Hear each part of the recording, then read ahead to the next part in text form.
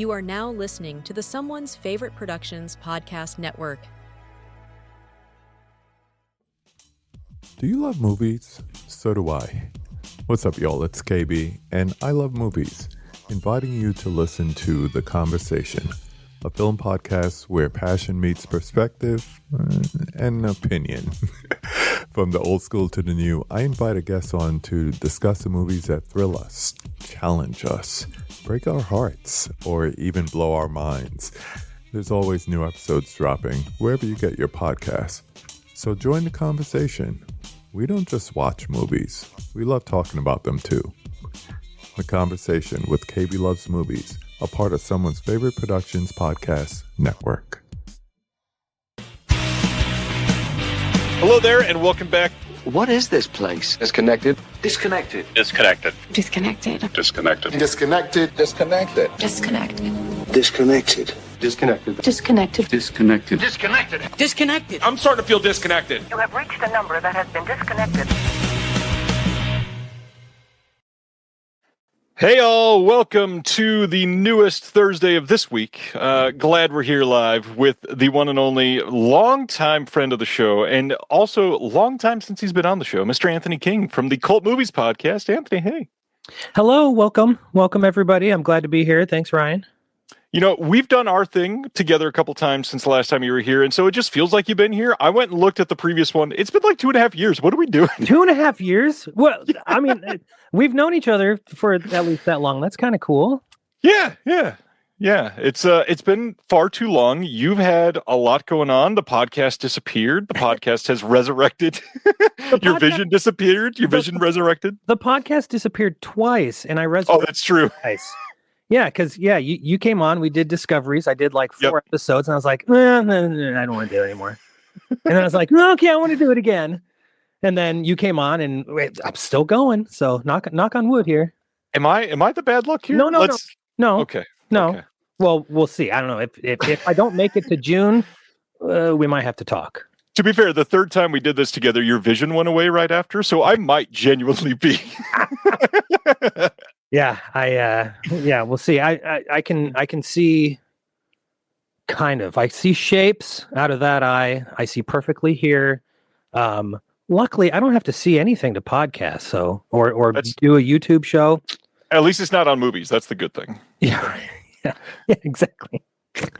Well, I mean, we got a lot to talk about tonight because one, we chose a topic that is kind of near and dear to both of our hearts and very important for your show. Tonight, we're going to be talking about film reference books, which is not something we've expanded on in a deep way ever on my show, but I'm excited to get into it tonight. What's your history with film reference books?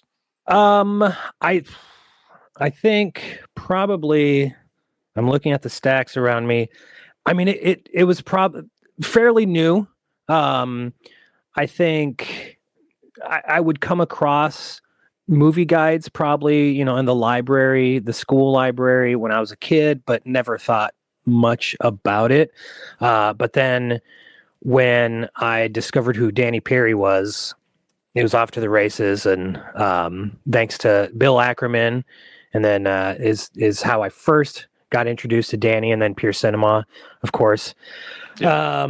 And so got all of Danny's books, and then it's just become, honest to God, I've got a bookcase full of movie books, bios, guides, whatever.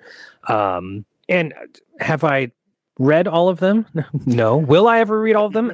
Probably not, but it feels good to have them. It's just like being surrounded by movies. Yeah. Are we going to watch them all? Hopefully, but I'm going to die trying. I will say that. Yeah. I mean, I have my watch list of just stuff that I own is embarrassing, and we all know. Subtle shake there. We all. I mean, my wife is watching right now, and she's upstairs like, yes. Why do you agree with that? What the hell? But you got 4 packages this week, Anthony. Yeah, come on. Seriously. Yeah. So. But yeah, I mean, I don't know. I've always been a big reader my entire life. So I have a huge library of bios, narratives, whatever, novels.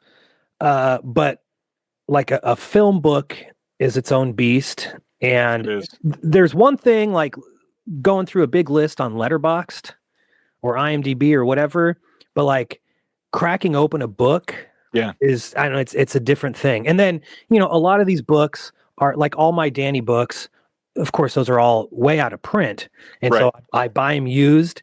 And that's my favorite thing is I crack the package open and then I open the book and like, it smells like an old book and it's the best. And you can't get that from browsing a letterbox list. Hopefully not. I don't know. Maybe someday with technological advancements, I'd love that. They'll include that. Yeah, who knows? But yeah, God, you know, just movies, books, movie books. It's the best. I fully agree. Share a lot of the same sentiments. In fact, you've already taken multiple of my talking points that I wanted to bring up tonight. Because one of the things I view film reference books, and I hope you do the same, as very different from all of the biographies and autobiographies. Those are you approach them with different missions in mind. Yep. Are you a voracious biography enjoyer? I am. I do prefer nonfiction over novels, and so I have a ton of biographies. You know, a lot of filmmaker bios, but also like, you know, I just got The Power Broker, written by Robert Caro. I know nothing about Robert Moses, but it just sounds interesting as hell. And it's like 90,000 pages long. It's going to take me forever to read it. But yeah, you know, it's just, the funny thing is, I was a terrible student in school. I got kicked out of college. I was just all around terrible, not a good studier, terrible test taker. Yet I love learning and I love, like, you know, gaining knowledge. And I think that's one of the reasons I like reading biographies. Of course, my head is full of useless shit now, but still, I don't know. I feel good about it. I'm the same, and actually, I'd kind of liken that a lot to why I love documentaries. Like, I find myself watching tons of documentaries. Yeah, well, like I told you, I was a judge for a film festival years ago, and I was part of the team that went through all the documentaries that came in, and it was fascinating.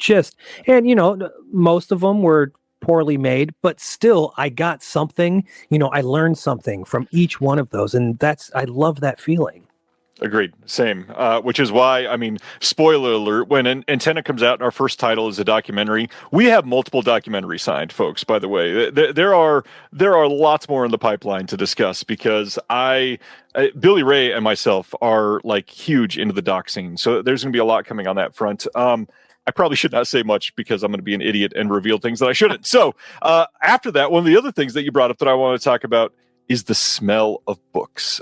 This is one of those things, and this is maybe the autism speaking, I'm not sure, but when I get a new package, whether it be like a Blu-ray, a set of Legos when I was like 10 years old, my grandfather's study was my inspiration for loving books. And that's because I remember being 4 years old for the first time walking in there and noticing the scent and realizing 10 years later, I could think about that room and smell it when I'm 1,500 miles away. And I was like, whoa, this is a weird sort of thing. And I noticed when I was younger that films, and not to get all scientific, but like the olfactory sense of smell really has this conjuring effect. And there are certain films that I have that I can see a scene and go, oh, the first time I saw this was this season of this year, and I was with this person in this theater, and I remember all of it immediately. And I do the same thing with smells. I love it. Yeah. Oh, smell is my number one sense, in that it like recalls so many memories, like from decades and decades and decades ago. Like when I got one of my Danny books, I can't remember which one, it might be Cult Movie Stars, came from an obvious pipe smoker's house. And like, so I opened it and like I was kind of, you know, fanning through the pages, and that smell of like pipe tobacco, which is great. You can smell the pouch. Like it smelled so good. And it took me back to my great grandpa Elmo in his house, because he was a pipe smoker. And it was like, what the fuck? It's crazy. I love it. So yeah, smell is huge. Okay, so this is a funny thing. Last week, maybe it was 2 weeks ago, I was telling Bobby, I work at a school. I'm the head cook at a high school here in Omaha, and every now and then I'll walk into the kitchen and it will smell like the cafeteria from when we were kids. That very distinct smell, and it's very hard to describe. And people are like, well, yeah, of course, it's a school cafeteria. It's not. Like we do things differently. It smells more like a restaurant in our joint. But every now and then, like, I'll take trash out and then walk in the kitchen and I'll be hit with that smell, and like it's like I matrix all the way like back to when I was in second grade at Lakeview Elementary, and it's like, holy fuck, I'm back in the the gymnacafetorium. It's crazy. So yeah, smell is huge for me. I am so glad I found somebody with that similar mindset right now. That is great. Madhouse had a question in the chat. Wants to know, does Antenna take suggestions? And I already answered yes. I will literally look into everything. Anthony's already sent a list over. I've got it saved. I've looked through about half of them already. Madhouse wants to know, should I use the Ryan ad email on the site or go through the contact us? Honestly, either one. Contact us just has another person that can see the email, but if you want it to just be me, because it's a private conversation, I use the Ryan one. I don't care. Either way, I'm reading it because that's what I do. We got a lot to talk about tonight, though, so we should probably stop talking about my grandfather's tobacco. Let's go into pickups, because one of the people that I'm always excited about is somebody like yourself, where you don't usually share photos of what you're getting in the mail or what you're hyped about recently. And then I find out at the end of the year what you really loved throughout the year. So what have you been getting in the mail recently?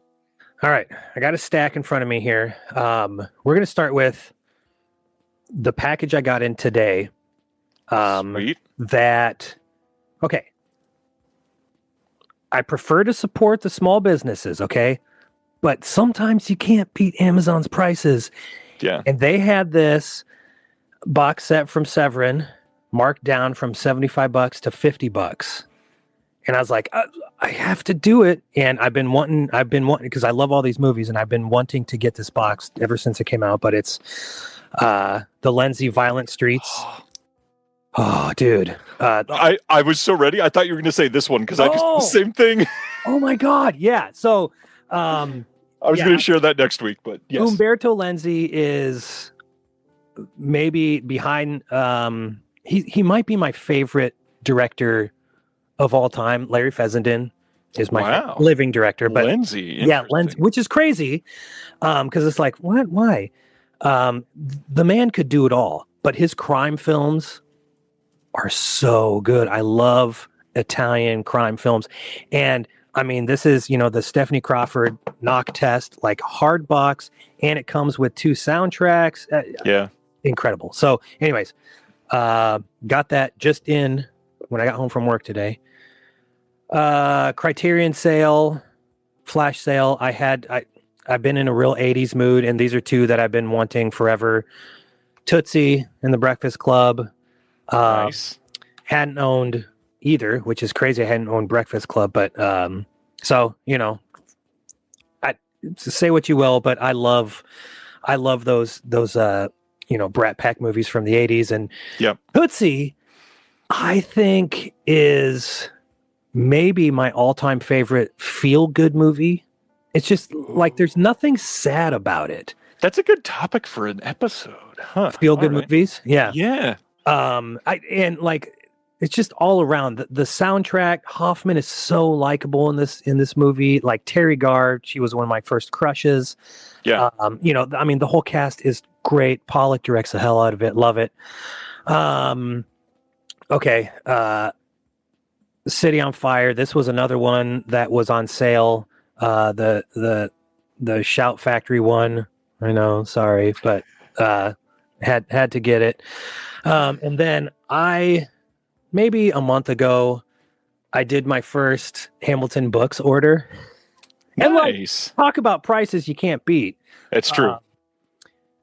And I've spent so much time on Hamilton Books website, like filling a cart, and you could fill your cart with $3.99, $4.99 movies, and then it's when you're done, it's like $500. What? And then like I can't. But your cart has 816 things in it. Do you remember? Yeah. And I've never been able to like whittle it down. Right. So this time I went in with a goal. I said, I'm going to look for 80s cop movies because that's my jam. And I walked away with 5 for $30. That's pretty good. $30 shipped, by the way. $30 shipped. 2 Kino Lorber with sleeves, and let's see, Mill Creek. Yeah, and one of them is a 4K. Okay, that's crazy. That's not bad, yeah. Okay, Catch the Heat is the first one. I've never seen this, always wanted to. Great 80s cop movie starring Tiana Alexandra as Checkers Goldberg. A one-woman strike force heats up the war on drugs. And she goes toe-to-toe with Rod Steiger, who is like quietly menacing in this movie. Okay, the other Kino with the sleeve. Number One with a Bullet. Robert Carradine. Still never seen it. Billy D. Williams. Super fun. You know, everybody's like, oh yeah, Revenge of the Nerds, Robert Carradine. He's not your like standard cop, but he's still pretty fucking cool in this movie. Super fun. Really love it. Okay, the 4K I got was Red Heat, which is another super fun, great Chicago movie. Walter Hill, Belushi and Schwarzenegger. It's super fun. Solid script in that one. What's that? Solid script in Red Heat. Yeah. Nobody ever really talks about. It's actually a pretty well written movie. Yes. Yeah, I agree. The Mill Creek, Eddie Macon's Run. If anyone's ever seen this, another super fun. Kirk Douglas. I think this is where the phrase "I'm getting too old for this shit" comes from. So this is 1980 or 81, I think. That's pretty early. He's John Schneider is an escaped convict. Kirk Douglas chasing him down. And then Tom Noonan's in this, R.I.P. Tom Noonan, who plays like a hillbilly hick who is super funny. And then my final one here, I'll admit, not a great movie, but it's an 80s cop movie, and it was like $4. I had to get it. Trancers. I think this will be the only Trancers movie I watch. That's all you need. Because I really don't want to watch the other ones. I'm not a big Full Moon guy. But, Helen Hunt. Helen Hunt is terrific in this. She's, she plays this one of her early roles, I think, maybe one of her very, yeah.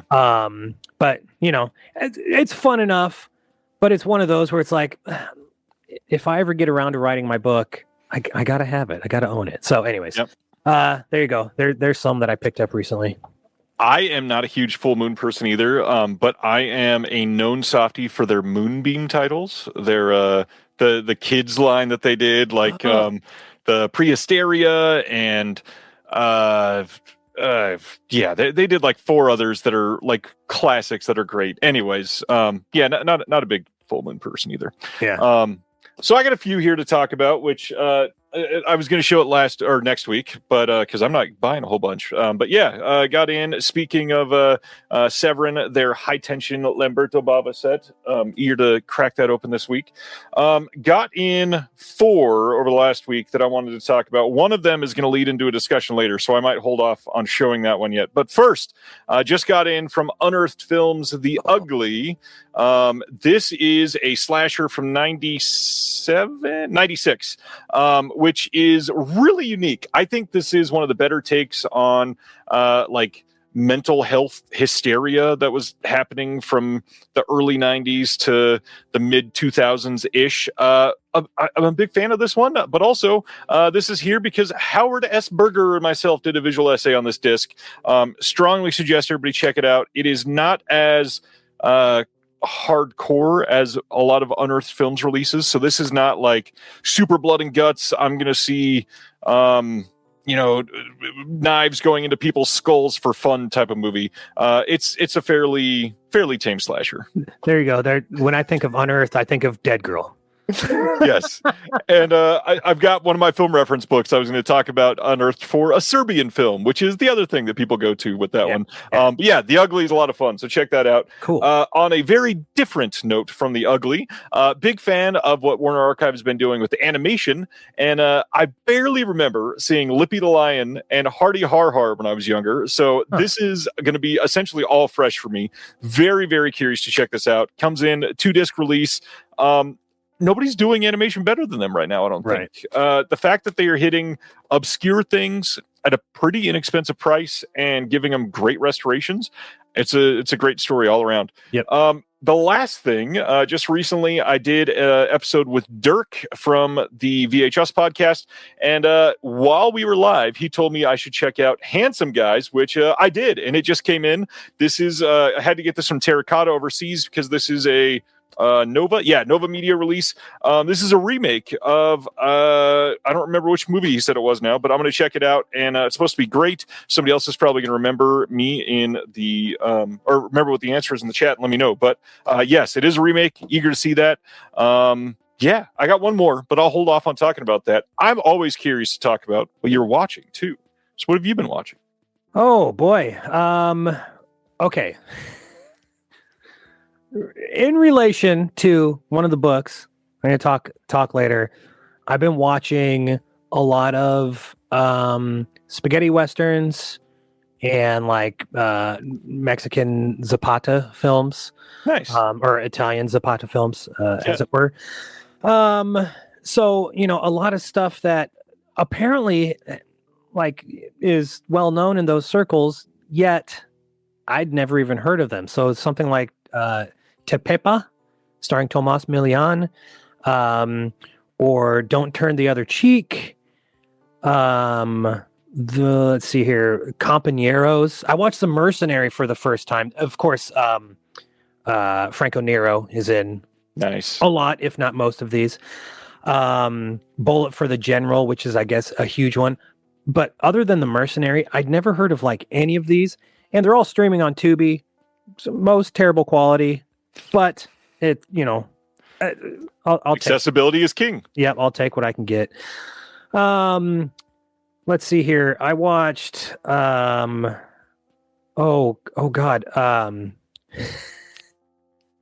Okay, completely different, but for whatever reason, we go over to my wife's aunt and uncle's house for Easter every year, and they live on this farm. And so we sit out in their barn and eat dinner, play games. And Steve always has movies playing up on the TV, but for the past few years, whatever reason, he's playing Dances with Wolves, which think whatever you want. Okay. It's a movie that I grew up watching. My dad was a huge fan. Like it is a very much Sunday afternoon dad type of movie, right? But it's one of those where like Steve put it on and like we're all gathered around the table and chit-chatting. He puts the movie on and like all the dudes like slowly like flock to the TV, and we're and like the TV's up high, and we're all just kind of standing around and just end up watching Dances with Wolves. I don't know I don't know, what do people think about Dances with Wolves? I love it. It's well shot. I think Kevin Costner's a good director. Mm-hmm. It is beautiful. So anyways, Dances with Wolves. I just think that's funny. The other thing is we on Cult Movies recently recorded an episode on Phantom of the Paradise.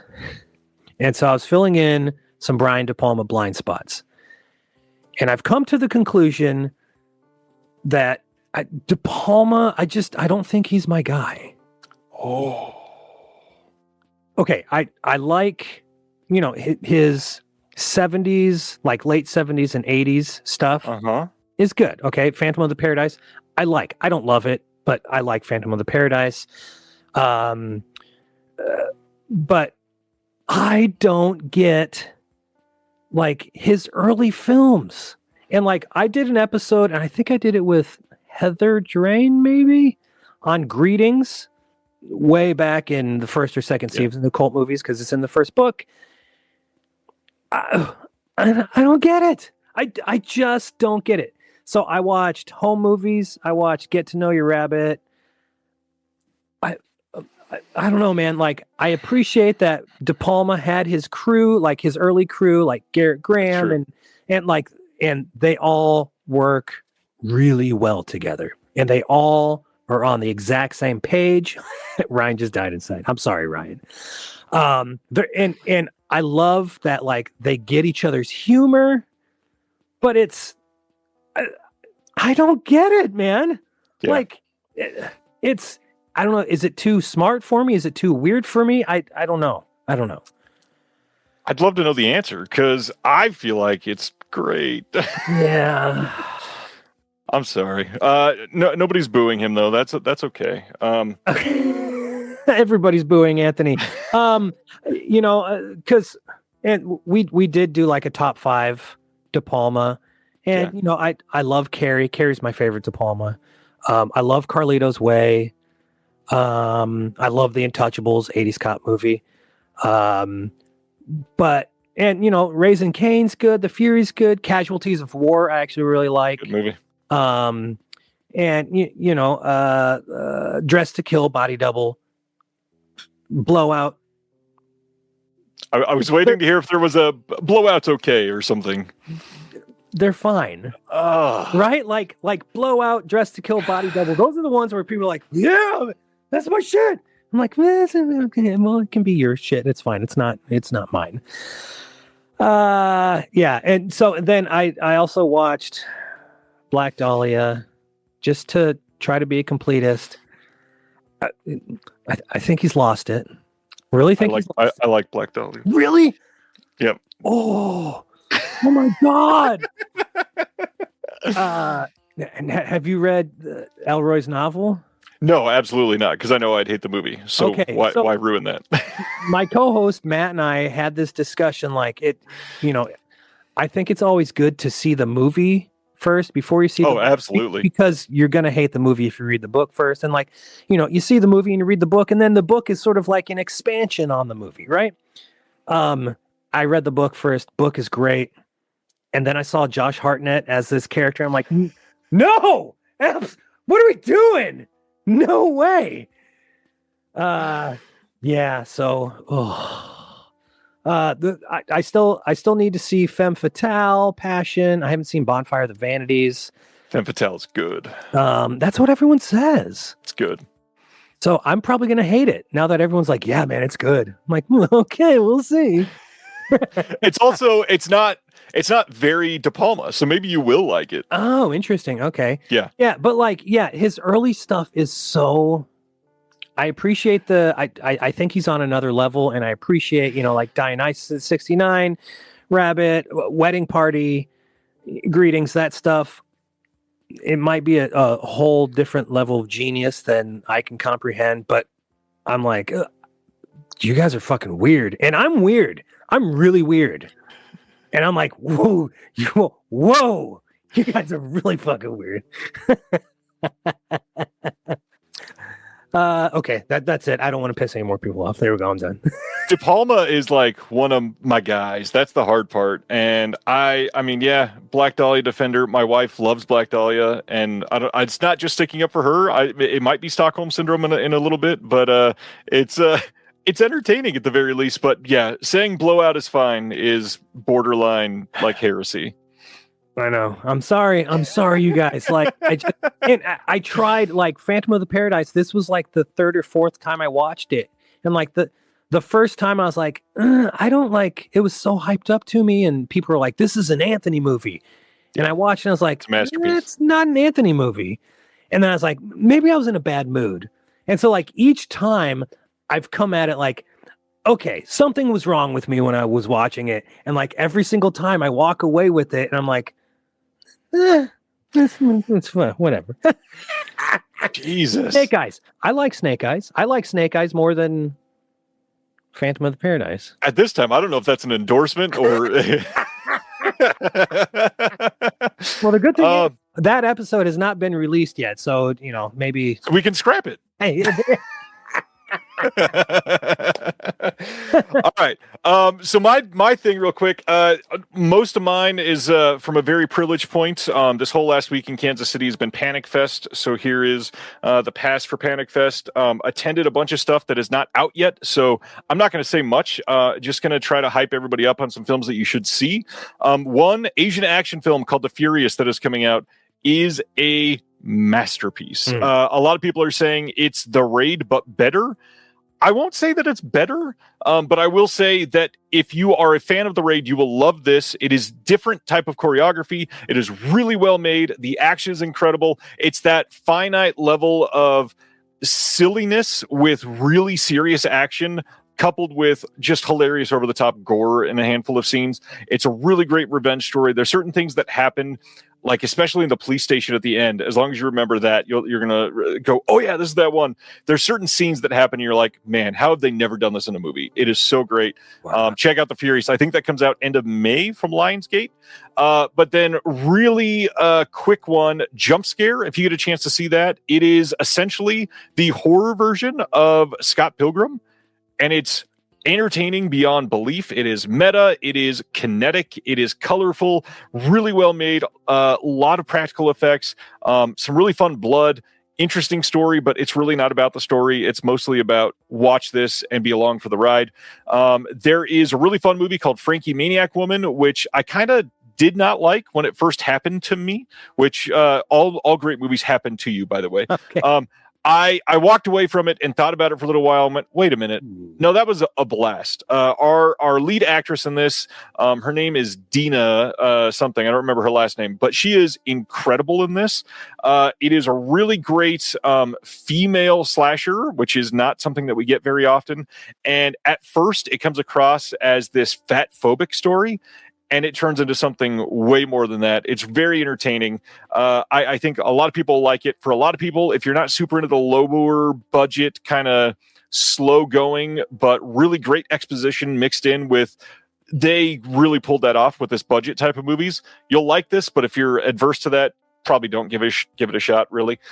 But then the big ones, obviously most people are going to see these, so I won't go into any huge detail, but I got to see Curry Barker's Obsession. I got to see the highly anticipated for so many people, Damien McCarthy's Hokum, which is coming out soon. I think that's in like 2 weeks. And then the other one, which not a lot of people are talking about, I think it comes out in June, Leviticus, Australian film, also coming from Neon. As far as all three of those, I would say my favorite is Obsession by far.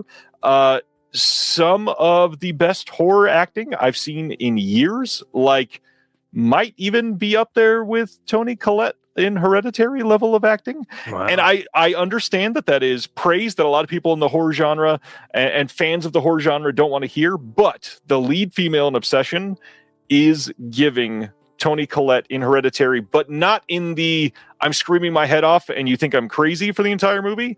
It's how are you pulling this off with your body in that type of way, type of performance. So go check that out. Hokum. I am one of the odd ones that did not get to see Oddity. I also never got to see Caveat. So this was my first Damien McCarthy. That being said, I'm now dying to see Oddity. I hear Oddity was great. Hokum was very entertaining. Adam Scott, incredible in it. It's also not like super action-packed. It is sort of a slow burn. And I know certain people, when you hear the term slow burn, you kind of turn off. It's not that type of slow burn. It's very much like a haunted house. There's spooky things for your eyes in every scene, and I'm going to be increasing my tension up and down throughout this entire movie type of movie. But it is not something where there's, balls to the wall action every 4 minutes or anything like that. It's interesting. I think you're going to like it. It's great. Leviticus. It is essentially a modern queer take on It Follows in a very different way. And my goodness, there are a couple scenes in Leviticus that are very tense that you don't expect to be, especially because not much is happening in a way that should create tension. But because of how they built the story already, you're like, oh shit, this is a regular person and now I'm terrified. That sort of thing, I think, is a really smart way to build horror because you don't have to spend a lot of money on effects. And because of that, it's well made, it's exciting, it's unique. It is a very, very interesting film. I think you'll like it. If I'm ranking those 4, because those are kind of the big ones that are about to come out, or 3, I guess, because I mentioned 5. That was a really dumb way. Anyways, Hokum, Obsession, and Leviticus. My favorite is Obsession. My type of horror, Hokum is number 2, but for a lot of people, I could see Leviticus being number 2. Leviticus is just under Hokum for me.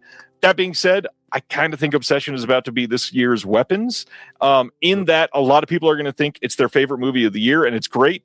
And then very vocal, like 20% of people are going to say everybody loves it, so it's a shitty movie. Oh, yeah. It's not. It's really great, and I think a lot of people are going to like it. Please check it out. Leviticus is going to get a lot less people watching because it's queer horror and it's neon, and a lot of people are like, I hate queers, and a lot of people are like, I hate neon. You all suck. Go watch it. Queers are great. Neon is great. It's a great time. Go watch Leviticus. That's all I'm going to say.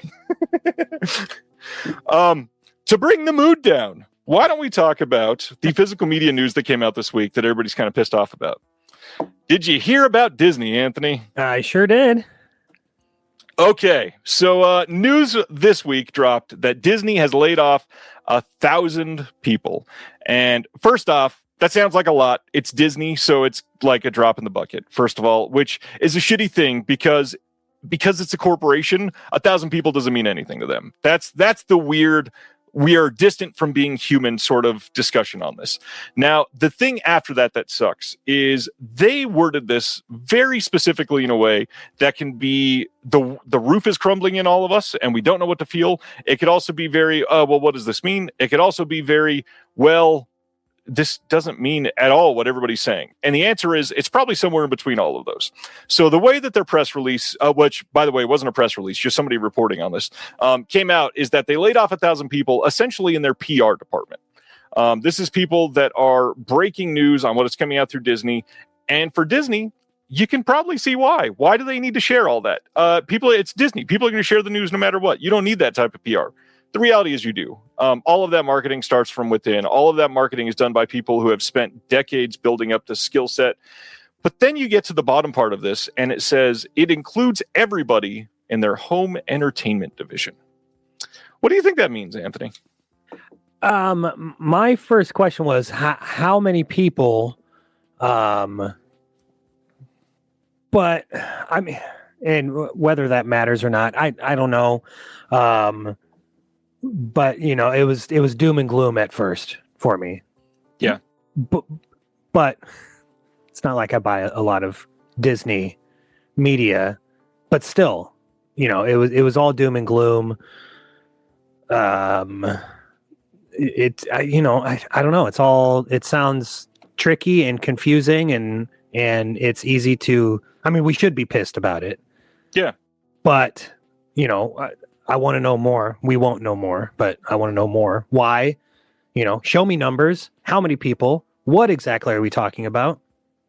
Yeah. So, and that's the thing. What Anthony just said is absolutely the truth. We're never going to know the actual answer probably until it's too late. The reality is, because as we already know, Disney has a couple of things for home video already set to come out. They've got Fight Club coming out, which is still weird to say that's a Disney movie, but it technically is at this point. We are, Alice in Wonderland is coming out in 4K. Both of those coming out within a span of just a couple weeks in May. That's all that's been announced from Disney or Fox. That's a catalog title in the entirety of 2026. That's not enough. I mean, even if they were active and open, that's not enough. You look at somebody like Warner Brothers. Warner Brothers is releasing at least one a month. They've had a few months lately where it's been 2 or 3. Universal is releasing one every couple of weeks at this point. Yeah. They've got some weeks where there's 2 coming out. It is embarrassing to have what is one of the largest corporations in the world that is the owner of some of the greatest pieces of art ever created by man sitting in what is their fake ass vault, hoarding it from the world. Now, I've said on this show many, many times, I've said in an interview today that's going up on somebody else's social media channel in a couple days, one of the worst things for this industry is piracy. I will happily state right now, if Disney is not putting something out on Blu-ray or DVD, you should bootleg the shit out of it. One of the main reasons why is because You Googling where to find that bootleg is going to come up in SEO. You affecting the market is going to affect the way that they're looking at analytics. You talking about that movie is maybe going to inspire somebody else to go watch that movie. That is the best thing that we can do right now, is to talk about freaking Midnight Madness. The best thing that we can do is talk about how Flubber was announced on Blu-ray and then canceled and never actually came out on Blu-ray. You can talk about what came out through the Disney Movie Club that is now going for $100 on eBay. Go to freaking Pirate Bay. Go to whatever site that you're using. Go to Stinky Tuna. Go to all of these other places and buy old Disney movies that you can't get on Blu-ray and get it in your collection so that you can show your kids, so that you can show your friends, that you can do what you can to make an impact on these films that are not getting released. Now, this is not meant as a diatribe. It is not meant as something that is everybody go raise the sales on Pirate Babe so that we can take it down and hoard all the Disney stuff ourselves. No, this needs to be used to send a message. And one of the big things is I am one of those guys. I'm now running a distribution company. I would license the shit out of 843 Disney movies tomorrow if they let me. I couldn't afford to even license one, but that's a different story. That being said, we can do what we can to try to make this be something that changes. Really, the only thing that we can is affect change through numbers. Disney has money. Altogether, we don't even have Disney money. That's the embarrassing thing. So the only thing you can really do is speak with your wallet. And what you should do is cancel Disney Plus, first and foremost. What you should do is bootleg the films that you want. Increase that and get interest in those movies around the world. Buy your friend a copy if you need to. The other thing that you should do is post about it. Get people understanding that this is not happening and is something that's important, because you can't watch classic films from your childhood that you loved on Disney Plus or on Netflix or on whatever the A&E streaming network is on 2026. Who gives a shit? Streaming services are screwing everybody over, raising their rates, putting ads and everything, and they don't have even 10% of what they used to. It's embarrassing for what artists have done to create films for the entirety of humanity. It sucks. I've been speaking for too long. How do you feel about it, Anthony? No, yeah, you have to speak with your wallet. I've been on a sort of revolution kick lately, and revolution means skirting the rules, breaking the law, doing whatever you can. And like you said, the streaming, it's odd that these studios, it seems like they don't give a shit about theatrical. They don't give a shit about home distribution. It all comes down to streaming and then like feeding us what they want us to see. And something else that made me sick to my stomach yesterday was this story about, and who knows if it's true or not, but the band Geese, it turns out that they were a PSYOP experiment where like they blew up out of nowhere at the end of 2025. And that's what I think all of this is. All of this streaming shit is like some sort of psychological thing that these companies are putting us through. And we can make the choice not to play along with their dumbass fucking games. Yep. We're gonna have to break some shit. And that's not to say go steal from small businesses or anything like that. But when we have companies that are eating each other up and then becoming one giant company, we're going to be left with 2 or 3 fucking giant companies that are force feeding us what they want us to see because they're trying to sell something else. And we don't have to do that. Like, we don't have to be a fucking zombie. We have brains. Like you had a brilliant Facebook post the other day about AI, like so many people using AI just to do menial shit, make your grocery list, write an email, whatever. People aren't using their fucking brains anymore. And like, that is to me so disgusting and infuriating. And so this is a way to use our brains, and we don't have to fucking play their games. I'm with you. Like, go out and support these blue, these boutique labels, and watch some shit that actually fucking matters, like real art, not this bullshit that Apple or Amazon or Disney or whoever is like churning out that is completely forgotten about 2 days after it comes out. We can support the small businesses with our dollar, and buy fucking, and like, think what you will, like, yes, it's a box set of exploitation films. It's also fucking history.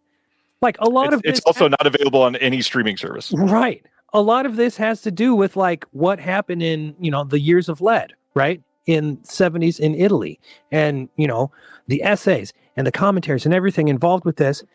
It was like what we were talking about earlier, reading, biographies just because we like to learn shit.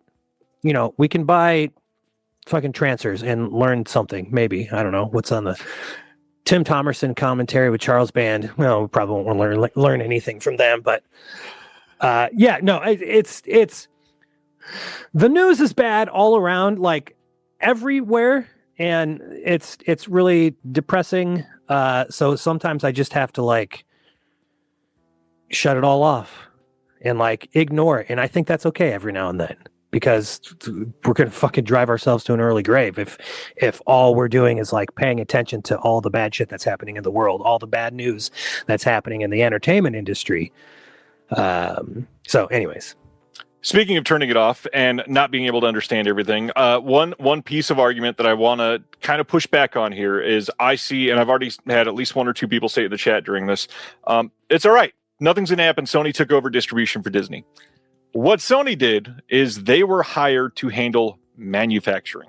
Disney still did everything internally. They chose what to release. They chose what titles to restore. They chose what extras to put on the discs. They chose what art to use.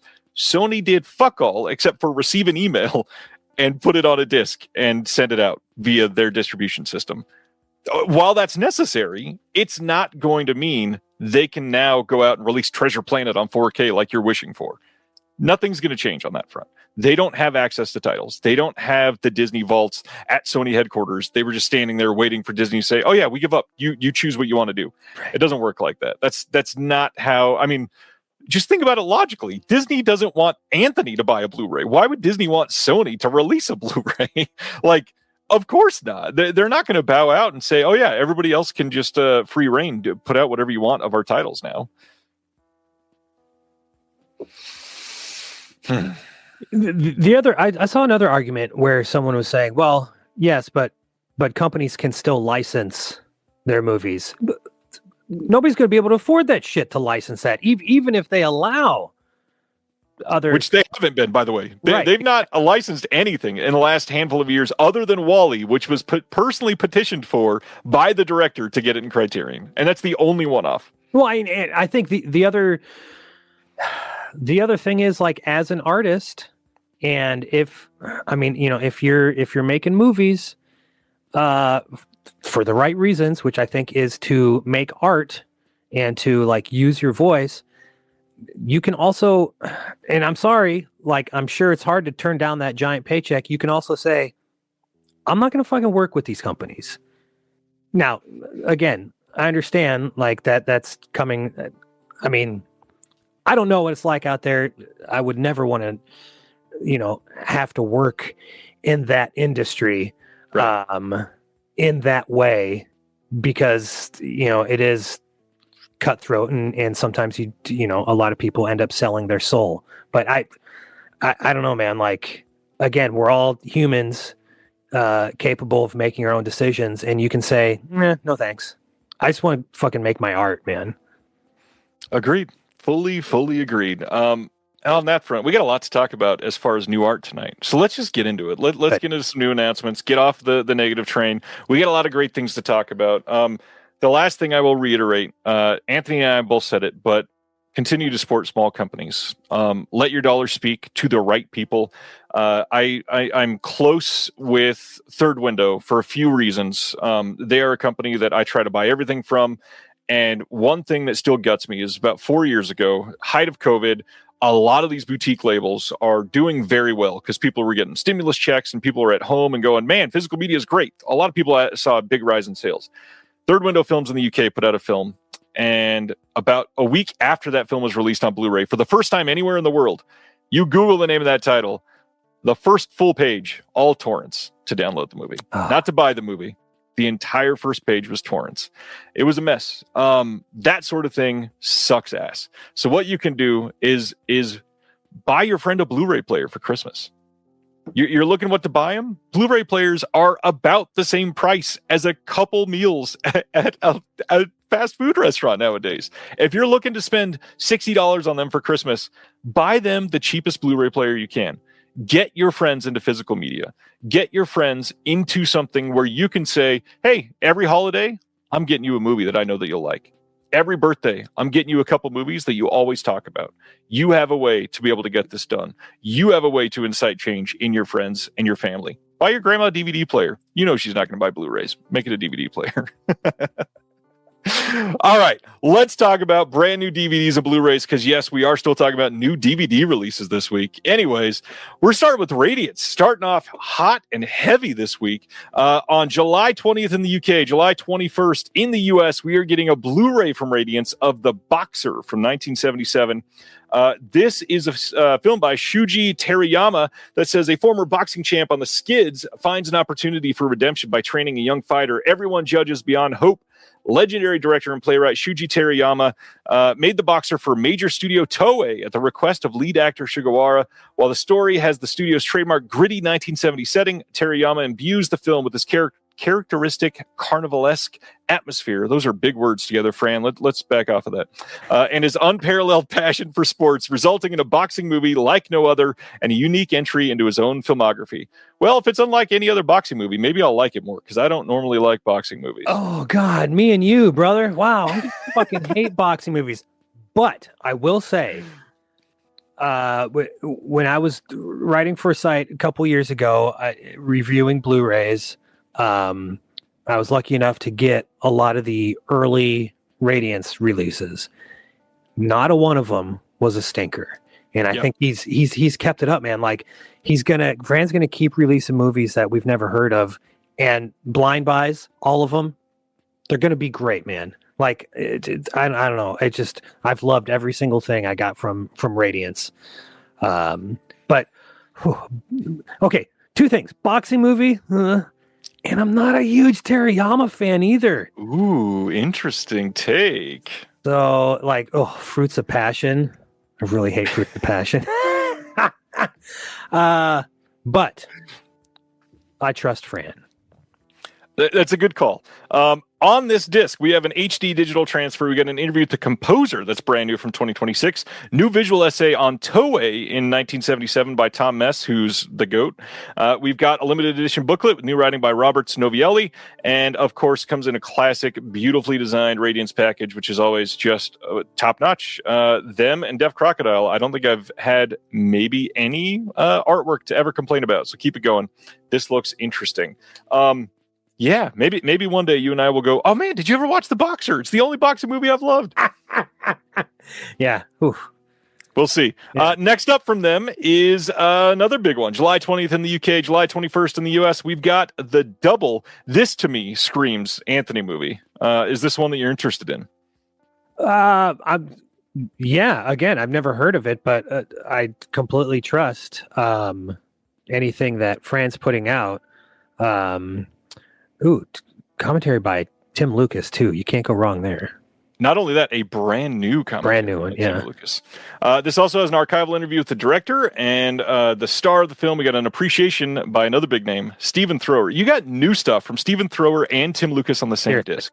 Seriously, like two of the OGs. Like when it comes to, like I don't know, cult, physical media stuff. Pretty cool. And then a booklet in this with new writing by Nathaniel Thompson, another one of the GOATs in this whole thing. We're going to be talking about him with a very positive bent, I guess is the best way to say that, in a little while. So yeah, The Double. Check that out from 1971.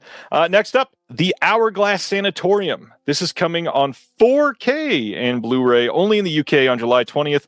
You'll recognize this title. It was released here in the US by one of the OCN partner labels, I believe, last year. I think that was Yellow Veil, if I'm remembering right.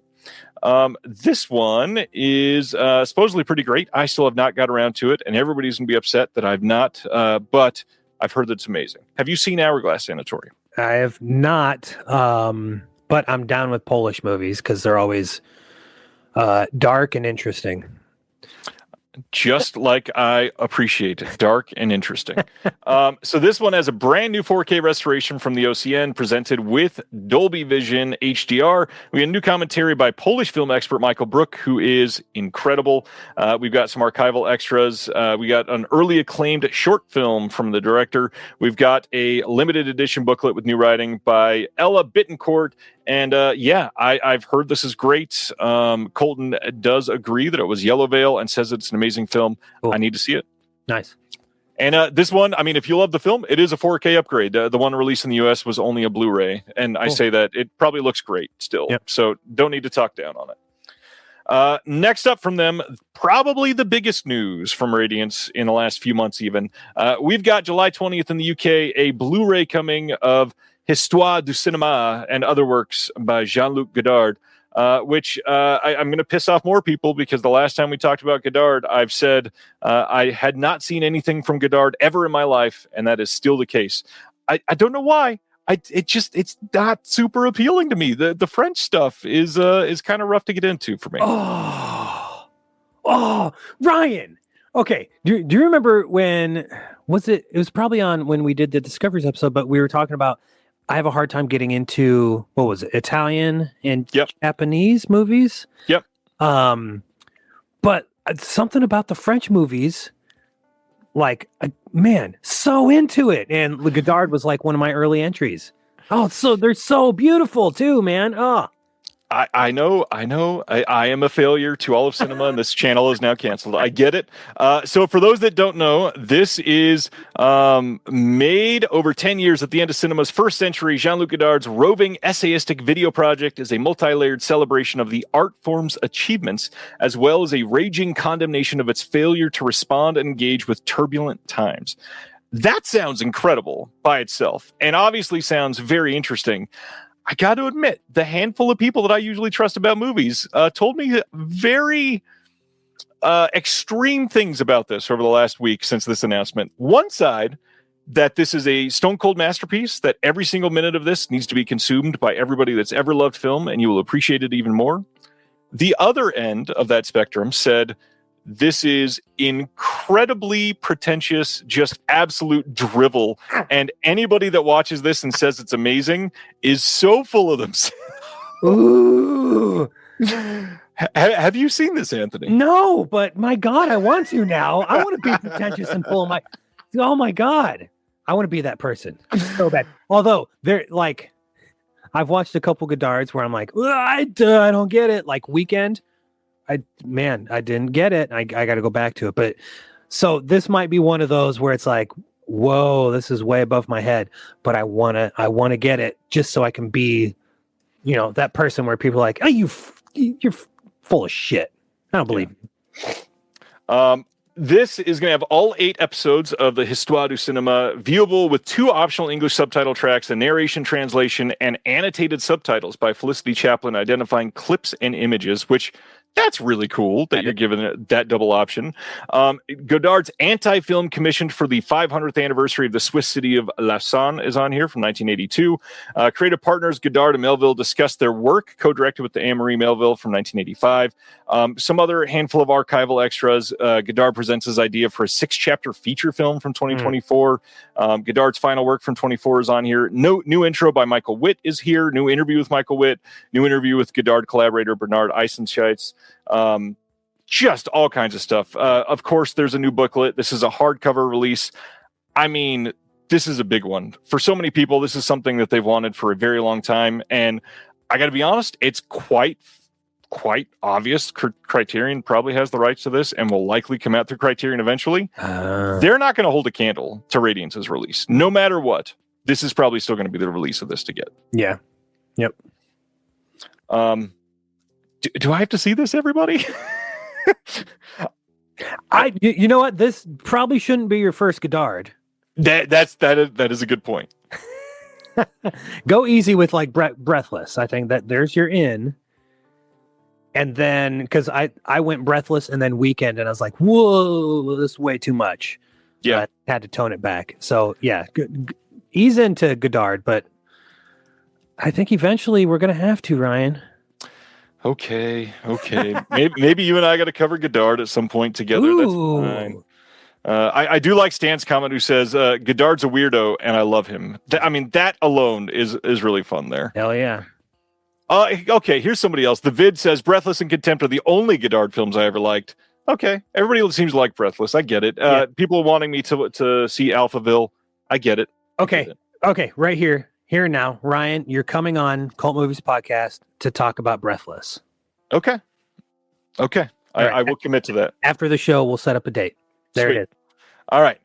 Next up, equally pretentious, on July 20th, in the UK, we are getting a 4K Blu-ray dual format release of Nicolas Cage in Vampire's Kiss from Radiance's Transmission Line.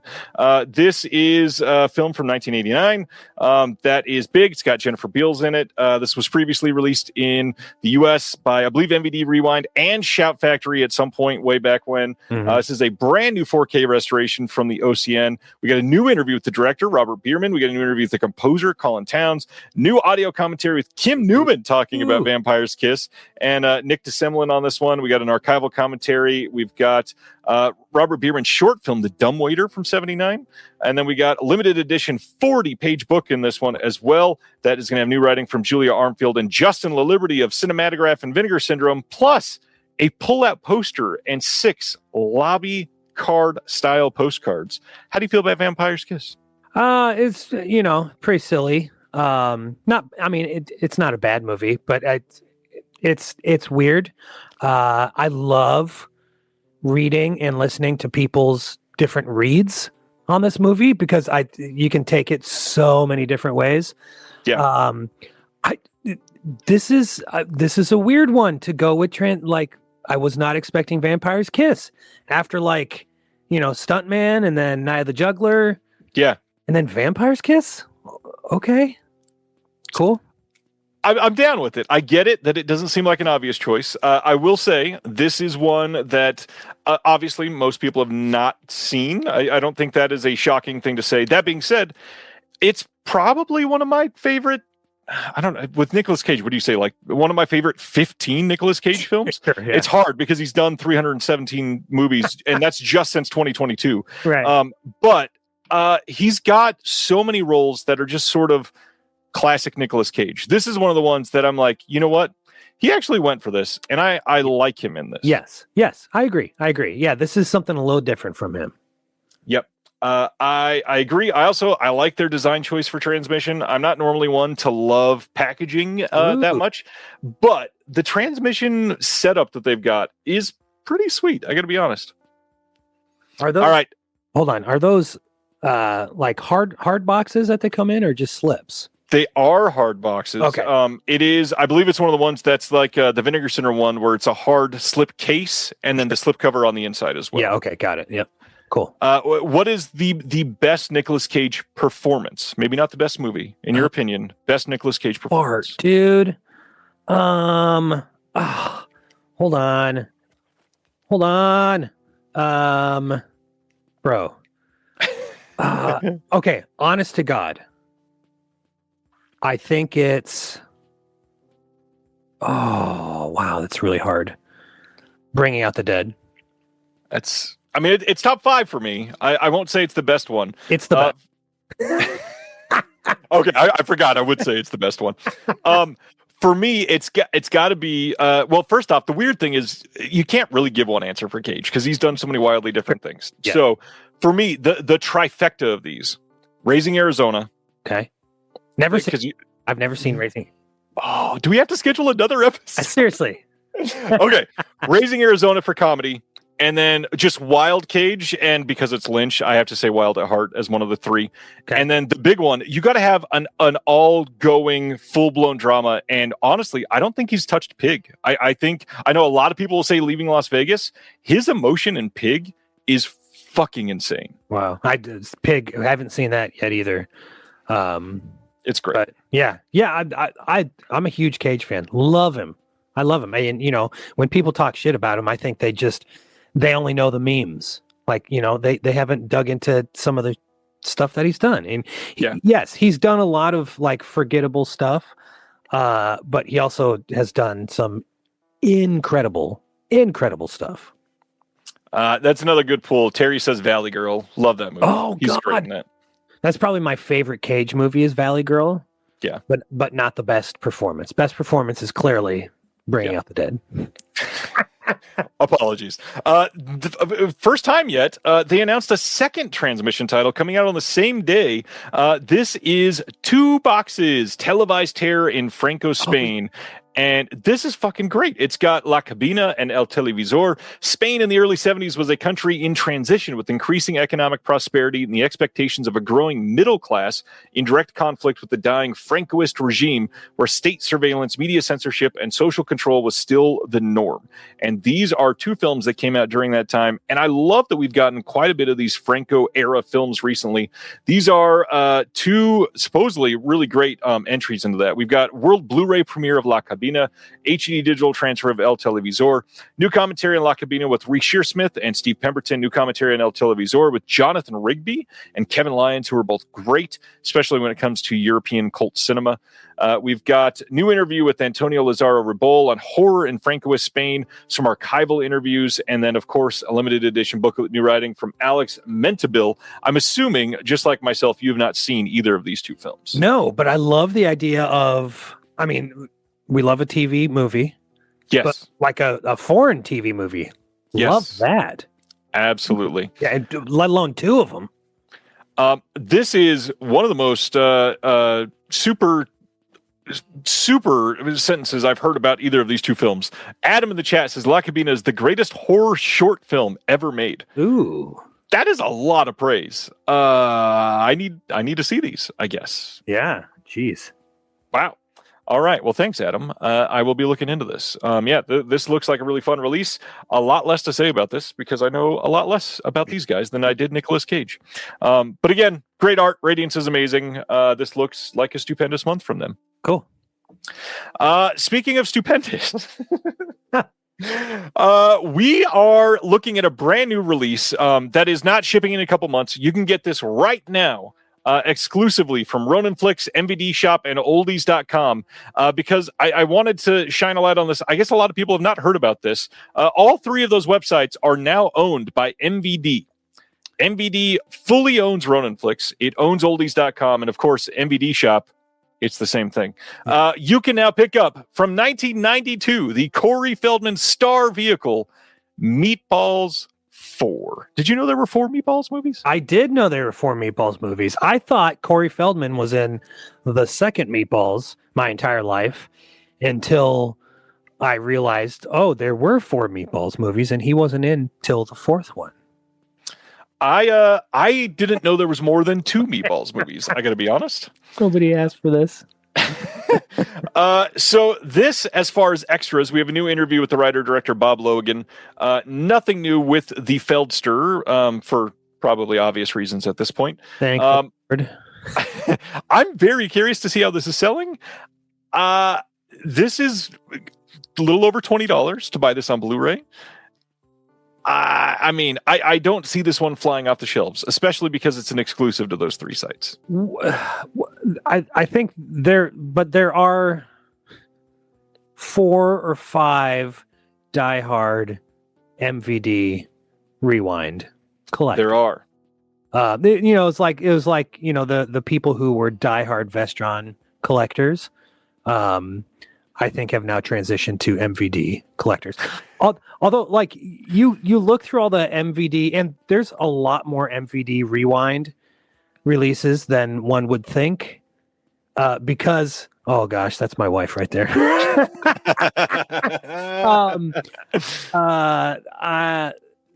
because a lot of those MVD movies, you're like, oh yeah, I remember like just glancing at that in the video store back in 1994. Yep. Yeah, I'm also very curious. I think this would sell better than one would think because of Feldman. And the Meatballs name, by all means, is going to get some people who have never seen this. Have you seen the first Meatballs? Yes, quite a few times. Never seen any of the other ones. Same. Do you like the original Meatballs? Like is a strong word. Ooh. It's fine. It's not top 50 80s comedies for me. Top 50? Yeah, it No, wouldn't. probably not. Not at all. I mean, might be top 55 for me. It might be top 50 Bill Murray movies for me. Are there 50? Might be. I don't know. That's another one. Like, it's another, because I always thought Meatballs, and I know we're supposed to be talking about Meatballs 4 here, but I always thought Meatballs would be like a sex comedy. It's not as like sex comedy as you would, It should have been more raunchy. Like it's a lot sweeter than I expected. The thing between Chris Makepeace and Bill Murray, and I kind of like that. It's one of my. I usually watch it every year because I do go through, like a summer camp movie phase, and it's one of those where I'm like, I don't hate it. It kind of makes me feel good. Not as good as Tootsie, but We're going to be talking about summer camp movies later tonight too. Ooh, good. All right. All right. On that note, that I just completely interrupted you to talk about summer camp movies like you were. Let's leave Meatballs in the dust, like all of the studios have left Meatballs 2 and 3. So it seems like nobody has the ability to license those. So we'll see those probably never. Next, Kino at some point will be releasing a Blu-ray of The Atomic Man, which you may know as Time Slip from 1955. This is with Gene Nelson and Faith Domergue. Never seen this one. Never heard of this one before this one. Any thoughts? Had you heard of this one? Never. No. Wonderful. On that note, let's go to their next who knows when it's coming out announcement, which is El Dorado, coming on 4K at some point. It's a John Wayne movie, which means I was turned off, but it's also a Robert Mitchum movie, which means I was turned on because hello, Robert Mitchum. You're a man torn. I am, which let's be fair, John Wayne was torn a lot. This looks okay. I might be interested in watching this one. This says Cole Thornton, a gunfighter for hire, joins forces with an old friend, Sheriff J.P. Hara. I laughed at that name. Or is it Hara? I don't know. Together with a fighter and a gambler, they help a rancher and his family fight a rival rancher that is trying to steal their water. And if you've heard that plot, it's because it's in 114 movies, and that's only from 1966. Well, yeah, this is a remake of another, somebody help me out here. Yeah, Rio Bravo. With James Caan as the young guy. James Caan's name is Mississippi. And he wears a really cool fucking hat in this movie. I love El Dorado. It's great. Nice. I will hope to see this one. Next up, we talked about Severin a little bit ago, and a lot of their box sets have come from one person over the last few years, and we all have heard this name a lot, but you're about to hear some more from Kayla Janice. Kayla Janice is a name in this industry that, if you don't know, you should hear. She has announced that Spectacular Optical Media is now going to be going into distribution, including home video. So reading straight from the press release, Spectacular Optical, the indie publishing imprint of Canadian genre veteran Kayla Janice, has expanded its remit to include theatrical streaming and home video distribution. The new label will distribute a selection of films curated by Kayla Janice with a focus on landscape and design, music and counterculture, and experimental genre works. If you have ever been a fan of Kayla Janice, none of those words should be a surprise to you. The new distribution label will launch this month. Wide distribution of Spectacular Optical's home video releases will, of course, be handled in the U.S. by Severin Films, where Kayla Janice also serves as an acquisitions executive. The company's first release will be Christopher Morris's 2023 film, A Year in a Field, which documents a year in the life of a 4,000-year-old Cornish standing stone. The rollout will include a special Earth Day the TVOD release, which will release on April 22nd, followed by a collector's edition Blu-ray. TVOD, which if you don't know about that, is a transactional VOD, which means it will just go to VOD where you can pay to purchase it or rent it. Spectacular Optical will be partnering with Severin to co-release a new 4K restoration of Waris Hussein's Melody, featuring songs by the Bee Gees. This restoration from the original camera negatives will mark the film's first official release in North America in almost 50 years.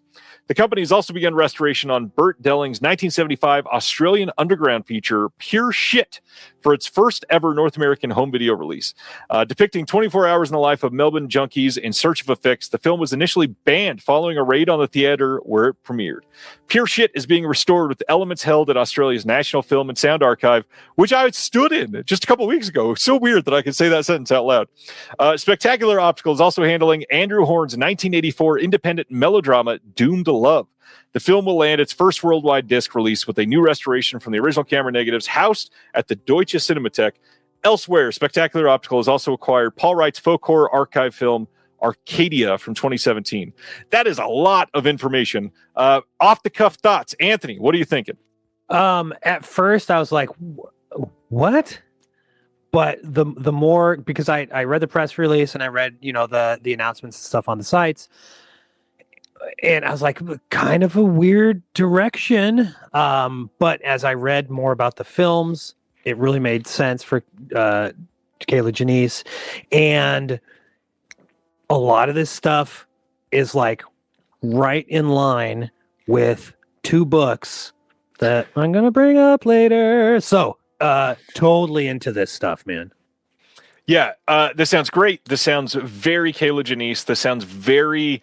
the art housey side of Severin, not like the tits and blood, but more of like the Greenaway or some of the other stuff that they've released. So on that note, I'm excited for this. If you've enjoyed the folk horror box sets, if you've enjoyed the Houses of Psychotic Women, this is probably going to be at least adjacent to your alley, maybe not up your alley, but you'd probably want to check out a couple of them. Yes. Yeah. Well, take a chance. 100%. The music one specifically, I am glad somebody else is putting some thought into because not enough of those films have had releases. Yeah. So yay, Kayla Janice, yay, home video. Keep it up. Man, this is really fun. We get to talk about a lot of antenna stuff every week, and I know that that's kind of self-serving, but hey, I'm excited about it, so why not? We are doing a lot of stuff right now, and I am quite busy, but one of my favorite things is that we are partnering with a Pure Cinema podcast, which, if you've never heard of them, how? Makes no sense. Brian Sauer from Just the Discs, Elric Kane from like 9 amazing podcasts, and a little entity called The New Beverly and Quentin Tarantino came together to make this amazing podcast. We're partnering with them and Brain Dead in LA, which is huge, like one of the more like DIY punk theaters. We're putting on a screening every single month. That is incredible. First thing, May 13th, The Jar from TerrorVision. This is like all of my favorite words all together. Please, if you're in Southern California, go to this. It's going to be a great time. Elric and Brian are going to be there to intro the film. If you've never seen The Jar, this is the 4K restoration. This movie is weird. This movie is like subversive in a few different ways. It is hearing the title The Jar is not at all going to make you think, oh, I know what this movie's about. It's great. Check it out. It's a fun time. Yeah, I haven't seen it, but I know, I'm a devoted listener to PCP, and I know how much those two love this movie. So very exciting. That's really cool for you guys, Ryan. Yeah, I just happy to be riding their coattails a little bit. Next up, a box set that 12 people asked for, and they all just graduated high school last week. On June 9th, we are getting an Amazon exclusive 4K Steelbook library collection of every dad's favorite movies. We've got Jaws, Close Encounters of the Third Kind, Raiders of the Lost Ark, Raiders of, yes, I said that. We've got E.T. the Extraterrestrial, Jurassic Park, Schindler's List, Saving Private Ryan, and of course, the obvious 8th one in that box set, War of the Worlds. Why is War of the Worlds here? Anyways, this is sort of interesting because these are all the 4Ks that we've already had. So, like, if you really, really want the original poster art on Steelbooks, hey, this is your dream release to get all of these because it's Steven Spielberg, like one of the greatest directors of all time. Cool. But all of us have Jaws, probably 3 or 4 copies of it. All of us have Raiders, probably 1 or 6 copies of it. All of us have E.T. All of us have Jurassic Park. All of us have Schindler's List. 4 of us have War of the Worlds. Like, the fact that this is coming out is very odd. Now, the only thing that I think would have made me excited is if there was 1 or 2 new 4K restorations of Spielberg films in here. I maybe would have considered it. Yeah. The other thing they could have done is labeled this Steven Spielberg, the Spotlight Collection, Volume 1. They didn't. You have to get this from Amazon, already down a peg in my book. You have to get all 8 of these titles if you want the Steelbooks, down to pet another peg. It's expensive to pre-order. It's like $200. This is a weird release. The only upside is if you live in the UK, around this time on June 8th, you could pick up just these 4 individually. They've got Schindler's List, Jurassic Park, Jaws, and E.T. all coming out one by one. These are the 4 in the box set that everybody owns the most of, unless it's Raiders. So it's just odd the way they're rolling this out. By the way, if you're in the UK, this to me yells that they're probably a month later going to release the other 4. So if you're after them, just wait a couple weeks. You're going to have pre-orders for those. Thoughts on Spielberg? Thoughts on these films that you've bought 9 times each? Love Spielberg more than De Palma. I do like all of these movies. I don't mind War of the Worlds. Here's the thing with like the Spielberg boxes that come out. It's like the most random fucking collection of movies. Like the one that came out years ago is like, good movies in there, sure. But it's like just random shit. And it's like these. Also, I'm not a Steelbook guy. So 100% not buying this because of Steelbooks. But also, I do not own Schindler's List or War of the Worlds, but I own everything else. So it's like, no thanks. And obviously, that was tongue-in-cheek. War of the Worlds is like the definition of fine for Spielberg. Right. Yes. It's clearly not a terrible movie, but it is no Close Encounters. It's no Jurassic Park. Yes. Right. Yeah. Yeah. Again, it's like, let's just grab some random movies and call it a Spielberg box set. Right. And that's the thing. You're calling it the Spotlight Collection. What are we spotlighting? Yeah. Hello. I mean, this doesn't cover this covers just a couple decades of his very long career. You could have easily thrown in something from the last couple of years that deserves more of like a, hey, you guys kind of like let this go by you a little quickly. You should take a look at this. And that could even be West Side Story, which is pretty good. Yeah, agreed. I like that's the one I was like, War of the Worlds, but not West Side Story. That's weird. If we're going with like latter Spielberg. Whatever. Or it's literally called the Spotlight Collection. How do you not put in the Fablemans? Like, right. That I don't get. It literally was his own spotlight that he made for himself. Anyways, yes. Mr. Fat Man says, does Universal even have the rights to those? Of course. They couldn't do that publicly without getting sued. They're all working together. It's Warner Brothers and Universal and Paramount all coming together. Universal's in charge of the packaging because they do it great. But that's it. Let's carry on right from there to the next masterpiece from 1999. We've got Notting Hill coming out on 4K from Universal on June 9th. No new extras on here, of course, because they don't do that game. They just put out the same thing with a brand new 4K restoration, which, any thoughts on Notting Hill before I say my piece? My prayers came true. 4K of Notting Hill. Whew. Clearly dismissive, but I will say this is a pretty damn good movie. Richard Curtis, amazing writer. This is probably the best chemistry in any Richard Curtis movie. I think Hugh Grant and Julia Roberts in 1999 were made for each other. Yeah. It's a great movie. Check it out. Okay, here's why I'm dismissive of Notting Hill. In high school, anytime we ever had to take a fucking charter bus for like band trips, it was always a Julia Roberts movie. Yep. It was Runaway Bride, like putting the VHS in for like we'd have to watch Runaway Bride 7 times driving down to San Antonio, Texas.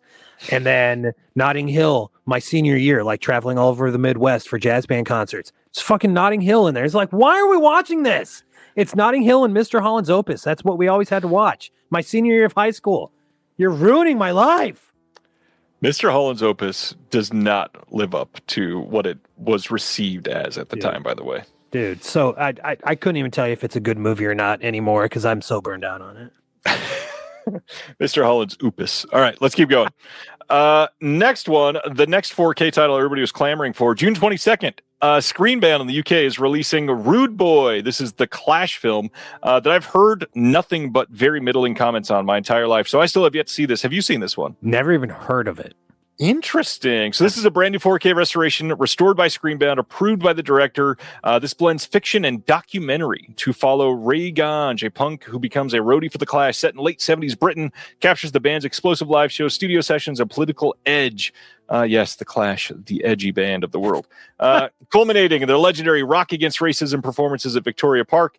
You got new interviews with the director, new commentary with the director, classic commentary with a couple individuals from the film. Lots of interviews and bonus tracks on here. No thoughts. I'd be curious to see this, but it seems like everybody I trust seems to dismiss this pretty quickly. Yeah, I mean, as a lifelong punk, I think I'm not big on the Clash, and as soon as they got big, they turned into fucking posers. So no thanks. Yep. All right, next up is Arrow getting into the Shout Factory. I mean, Steelbook came. May 19th, they are releasing Steelbook repackages, both on 4K, of Conan the Barbarian. And then the next one is The Warriors. These are both in the US only. Now, there are no limited editions as far as like the discs and all that stuff. The Warriors, for example, is only the single disc collection, which is what was being released in the standard. So you don't get the director's cut that everybody already hated. So don't feel upset. It is just the theatrical cut. But it's not like the big, you should sell off your limited edition and get this if you're a completist on it. That being said, if you're into steelbooks and you like packages like this, these look fine. The big thing is you can buy these right now. The Warriors limited edition was sold out. The Conan set sold out. As far as I can tell, these are only available at Walmart at the moment, but they're not labeled as an exclusive. Thoughts on the Warriors? Thoughts on Conan? Love the Warriors. Conan's fine. I'm not a big sword and sandal guy, and it's whatever. I'm happy to say I got these for free when not these reissues, but for free when as review copies when they first came out a couple years ago. So, yeah, gosh, I hate to see this. I'm not sad or jealous in any way. Yeah, good movies. Check them out. Conan's fun, especially the commentary. Next up, this is kind of an interesting shocker. Magnolia Pictures in the U.S. has acquired Nicholas Winding Refn's The Pusher trilogy, covering from 96 to 2005. This is kind of surprising because they're doing a 4K and a Blu-ray after Second Sight did it in the UK and Umbrella did it in Australia. I think theirs was Blu-ray only. I may be wrong there. That being said, the most surprising thing here is this is a trilogy of 4K movies. You can pre-order this. By the way, it's coming out on May 5th. It's less than $20 right now on Amazon. What? Get out. Yeah, less than $20. To me, in 2026, that's good news. That's wild. Yeah. I have no idea why it's so cheap, but I would say if you're going to pre-order it, you might want to do it sooner than later because it could be a mistake. Yeah. Yep. I don't think it is, but it's only like $19.75, something like that. It's pretty shocking. Yeah. All right. Next up, more Kino goodies. June 9th, they are putting out a Blu-ray of Birds of Prey from 1968. We had this announced previously, but now we got our details on this one. The details being, this is a new audio commentary with Sam Deegan on this one. We got the Studio Canal HD master from a 4K scan of the OCN that was done way back 7 years ago. But now you can get this Lino Ventura release of Birds of Prey, which is a movie that sounds pretty good to me. Yeah, never seen it, never heard of it, but I'm a huge Ventura fan. I wanted to shout out Ventura because he is, I don't think he's ever done a bad role in anything. True. Yeah, everything I've seen, it's like, yeah, he's a master, man. I agree. And just like Scimitar says, I will wait until Kino puts it up for $7.99 and promptly purchase it then. Yeah, absolutely. Yeah. The next one for that will be Vertigo for a Killer. This one's coming on June 9th. Again, this was previously announced by Kino. Again, this is an older master done by Studio Canal. Not that old, though. This is from 2023. New audio commentary by Max Allan Collins with Heath Holland from over on Serial at Midnight. Not seen this one, not heard of this one other than the Kino release. Any thoughts on this French flick? Same. Yeah, never heard of it, but into it. Sweet. I will do the same and wait for a $7.99 sale per my friend, Mr. Sibiner. Next up, another Kino title. June 23rd, we got a Blu-ray coming of the Texas Rangers. Now, this one sounds like an Anthony movie. Have you seen this one? What? Why does this sound like an Anthony movie? Because it's got Fred McMurray, and it's a Western, and it's from 1936. My bad. This one's a little older.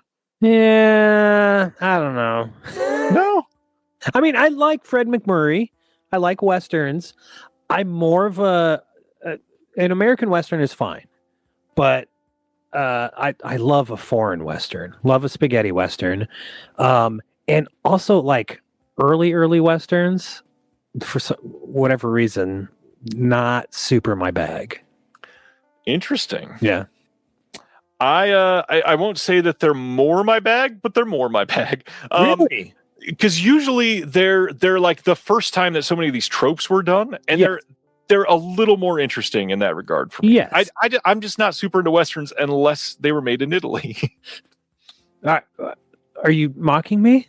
No, genuinely, I can't stand most American Westerns at all. Dude, me and like Rio Bravo, I can't even finish it. Oh, see, okay. I love John Wayne. I know your thoughts on John Wayne. I like John Wayne Westerns. But like a lot of the, I don't know. Yeah. Italian Westerns, man. That's the shit right there. That's where it's at. I mean, my dear friend Hunter Robinson, who runs the Tumbleweeds and TV Cowboys podcast, which is great, by the way. Everybody go listen to it. Yep. He's had me on there 3 times already, which is hilarious because I hate Westerns. But the 2 times that we weren't talking about a modern horror movie on his show, which is a hilarious sentence to say about a Western show, both of them were spaghetti Westerns because that's my bag. I'm not going to go on there and talk about John Wayne. That's for Will Dodson. So there you go. Yeah, perfect. So Texas Rangers, this is a 4K restoration by Universal with the Film Foundation and UCLA. 35mm nitrate silent film grain. I can't read. Nitrate silent fine grain provided by UCLA Film and Television Archives. This has an audio commentary by Max Allen Collins and Serial at Midnight host Heath Holland again. We got Toby Rowan on here as well. Seems interesting at the very least. 1936. It's King Vidor. Oh, well, why not? Yeah, there you go. All right. Moving right along. Hey, it's not Kino finally. May 25th in the UK, we got a Blu-ray coming from second run of The Criminal Life of Archibaldo de la Cruz. Yeah, they this was recently on Pure Cinema too. The first time I ever heard about it, but they loved it. I think it was Elmer, probably, yeah. It's a Buñuel film, which means a lot of people have been hearing about this. A lot of people have not seen this, and now's your chance. This is region free. You can check this out. This has a 4K restoration done by Cineteca Nacional de Mexico.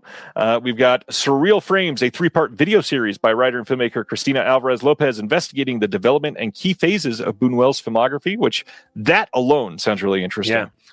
We've got film historian David Wilt's visual essay on the criminal life of Archibaldo de la Cruz, Buñuel's annotated personal script of the film, which you can get in your computer, which I love that they're including that.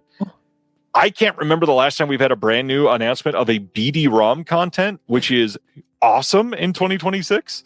And then throwing in a 24-page booklet with new writing by scholar and Buñuel expert Jordi Zifra and Cristina Alvarez Lopez. But yeah, just throwing it out there again. It's region free. Almost everything from second run is. Any thoughts? I have yet to go wrong with second run. It's another one of those where the blind buys have been interesting, to say, if not great. So yeah, I'm a big second run fan. Me too. I am very interested in getting their one that's about to come out this month from the Eros film that they're doing. It's a Japanese title. Looks incredible. Yeah. All right. Next up, speaking of Buñuel, that was a terrible transition. Reminders of Him from this year, coming out on Blu-ray and DVD on May 19th. This is Tyreek Withers' second film in the last 12 months. First one was Him. This one is Reminders of Him. I hated the movie Him, so I don't need the reminders. This one is what is her name? It is Colleen Hoover wrote the book, and we've got a handful of featurettes on this one, and I'm sure that you're dying to see this one. Micah Monroe, come on, what are you doing? You were... Oh, okay, whatever. If it sells you on it at all, Micah Monroe and Tyreek Withers showed up in Kansas City 2 weeks before this played theatrically, went to a premiere of the film early, and then went and ate at Joe's Kansas City Barbecue and posted all over social media for the clicks. Oh boy. Sounds like a PSYOP opportunity. They're really trying to make Tyreek Withers a thing. Let's keep going. July 7th, there is an Amazon exclusive Blu-ray and DVD coming in the U.S. from Welgo USA of The Butcher's Blade from 2026. Now, this movie sounds interesting. It says, when thousands in disaster relief funds disappear, upstanding Constable Zhu Buyi is framed for the disappearance. Desperate to prove his innocence, he takes a job with the secret squad whose only goal is to serve and protect those who can afford to pay. Forced to choose between his integrity and his freedom, Zhu decides the only path forward is to fight back and hope that exposing these dangerous agents of chaos will be enough to set him free. Okay, it sounds like a lot of films that have come out of that area for the last handful of years. Now, what really gets me here, Welgo USA. I've championed them for years. They are great. They bring a lot of Asian titles to the market that I have really loved. That being said, it's 2026, and when I hear from Welgo USA, it's an Amazon exclusive. What that means to me is it's made on demand, and this title will likely never go under $25. So it's going to be a slightly inferior quality that a lot of people will not purchase simply because it's made on demand and not a pressed disc, which I don't necessarily believe that it's something that we need to worry about too much right now. That being said, the fact that it will always be overpriced for what we're getting with no supplemental extras on the disc is the frustrating part. Yeah. I get companies needing to go made on demand because it's a little bit cheaper, and yeah, you might only sell 200 copies of this. That being said, you might sell 3 times that many if you actually press the disc and put it on sale. Yeah. Wow. God, first thing, Amazon exclusive. That's a big turnoff. I don't like that. It is a big turnoff, especially when it costs so much more. Yeah. Right. Yeah. I don't really understand the choices here. Welgo USA, they've brought some great titles here. Again, they are the ones that we have to thank for many, many things. Like Train to Busan blew up. Obviously, it's a great movie. Would have blown up probably anyways. But we have them to thank for Train to Busan. We have them to thank for The Wailing, for The Burning. Classics, modern classics. Do better. Like, so many of these films could be modern classics, and a lot of people will not take a chance on them because they're overpriced and because they're made on demand. Yeah. Let's just make slightly better choices. Yeah.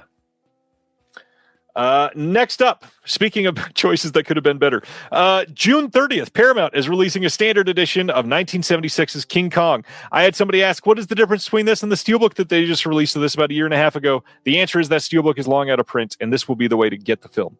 1976, why is this your favorite King Kong? Oh, no. I've never seen the 76 King Kong. Yeah. Why? God. Yeah, not much to say about this.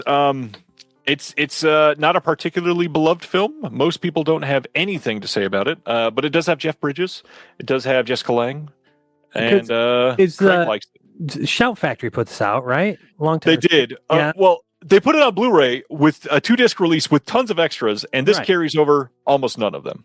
Oh my God, yeah. And is that still available, or is that long out of print? I believe it is still available, but the big thing is people that are 4K only fans, you can't get it because it's only Blu-ray. Oh, got it. Yeah, well, poo-poo for you. Indeed. Let's keep going. Brand new movie. So brand new that the theatrical release starts tomorrow. July 14th, you can pick up a 4K, and I believe that they will be announcing a Blu-ray release. But for now, just a 4K from Magnolia of the brand new Bob Odenkirk film, Normal. This is getting pretty good reviews. We've got Henry Winkler in this. We've got Ben Wheatley directing this, which you might recognize from Kill List, the incredible film. I have not seen this because it's, again, premiering tomorrow. But Normal sounds interesting. It is supposed to be pretty good. I like Ben Wheatley. I liked Free Fire. I like High Rise. I liked Kill List. I want to see this. Yeah, I'm a Wheatley fan. But it seems like Odenkirk is kind of falling into a latter career. This is what I do now.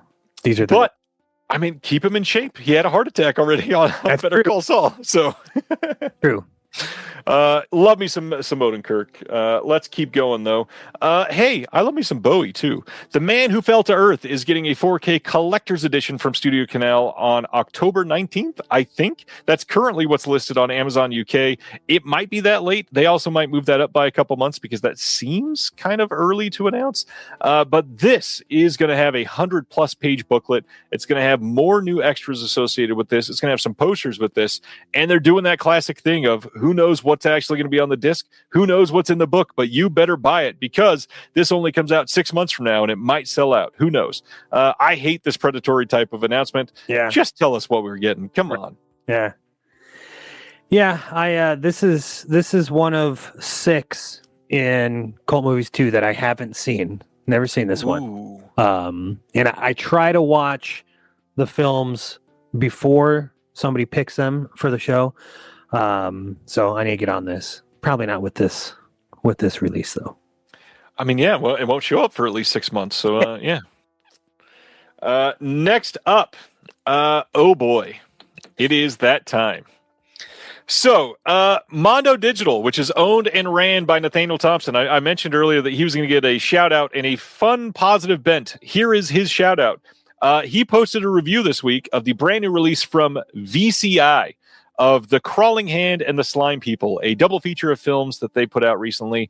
And he shared in his review that, let me just quote it here. Rubber Monsters, Real Fears, Mid-Century Sci-Fi is a 3-minute and 2-second featurette that is AI generated. It offers a quick survey of films. This is not speculation. He says in his review that ChatGPT gets a writing credit. Get the fuck out.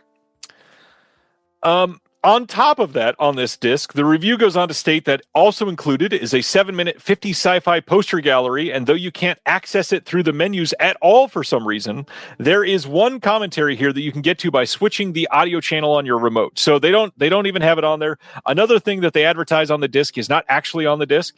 But the thing that I said I was going to share later is that I've got the release here. I got this in this week because I wanted this. Here it is for VCI. I've heard these are both great. I wanted to check it out, had it pre-ordered. Why? Not only did it come out with that featurette written, quote, by AI, but, and this is where I'm going to bring this little announcement down so you can see it, they included an AI art-generated slipcover with it. No. VCI is a company that I've laid into in the past a couple times, but I've also defended quite a lot for what they've done for Mexican cinema and the Mary Pickford collection primarily. This is not helping. In fact, this is embarrassing. From what I hear, the two films look quite good. The restorations look good. I've not put this in yet because I just got it in day before yesterday. And this news pissed me off. This is something that came in and I was excited to check out. I'm not now. This sucks. First of all, this art is not like anything that ever would have been made for the Slime People or the Crawling Hand. This is terrible. And if you'll recognize, they did not advertise this slipcover or this art anywhere online. They just shipped the disc with this being the only art for the film, which makes sense. This is timely, regular poster art for these films. Any thoughts, Anthony? I won't be buying that.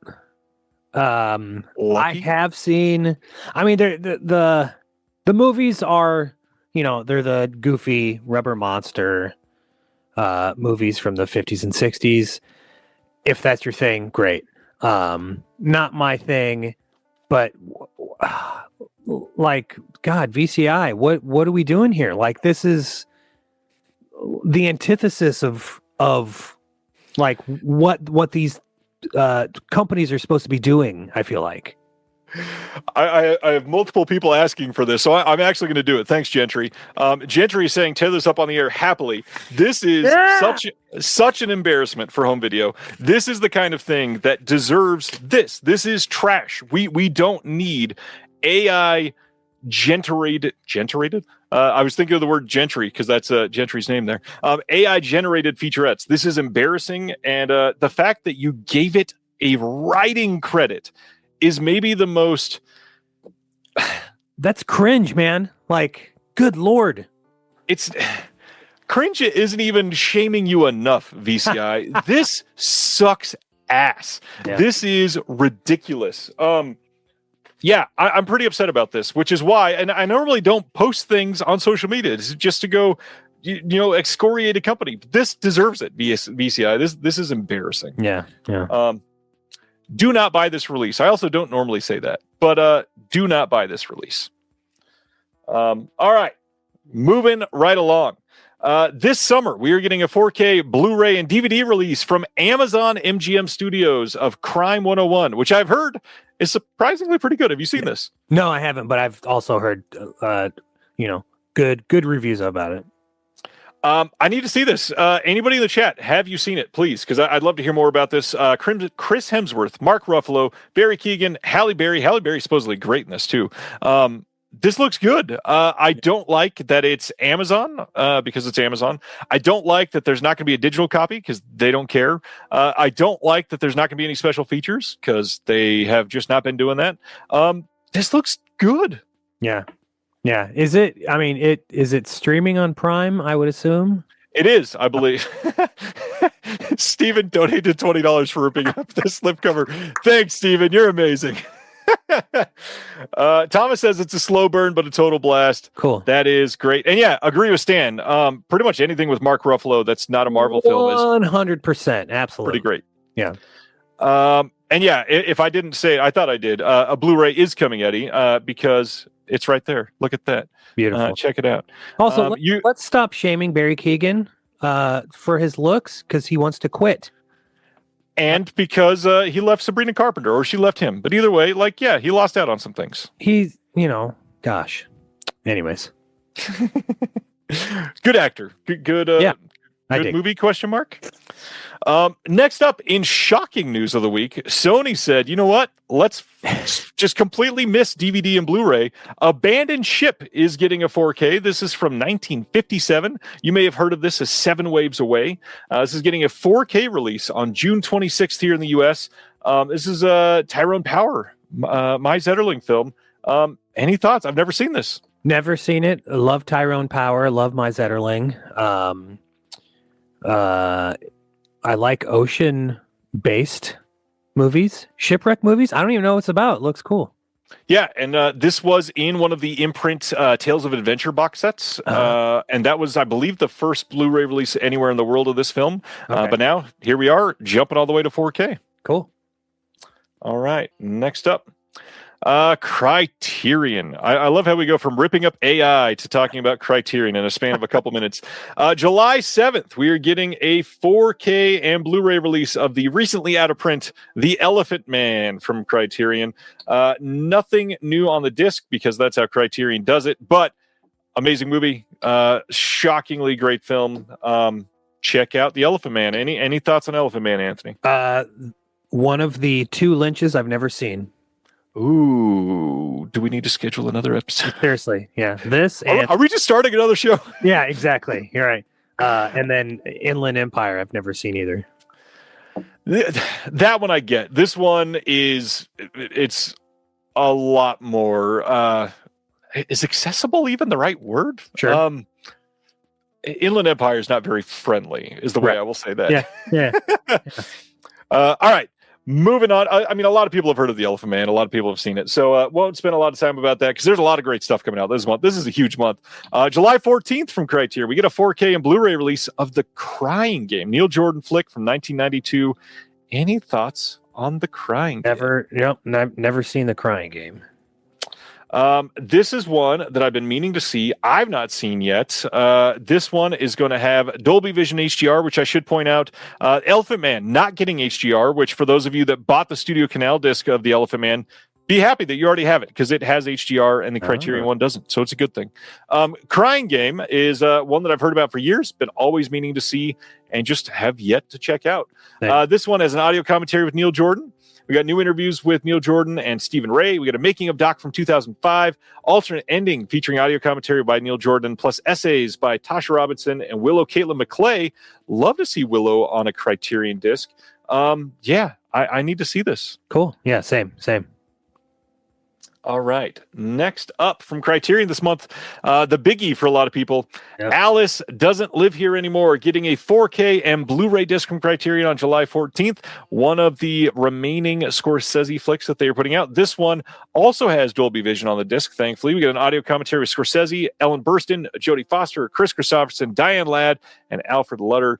New conversation with Ellen Burstyn and Farron Smith Name. New interview with the editor Marsha Lucas, a making of doc with Burstyn and Christopherson. And then an essay by Stephanie Zacharek.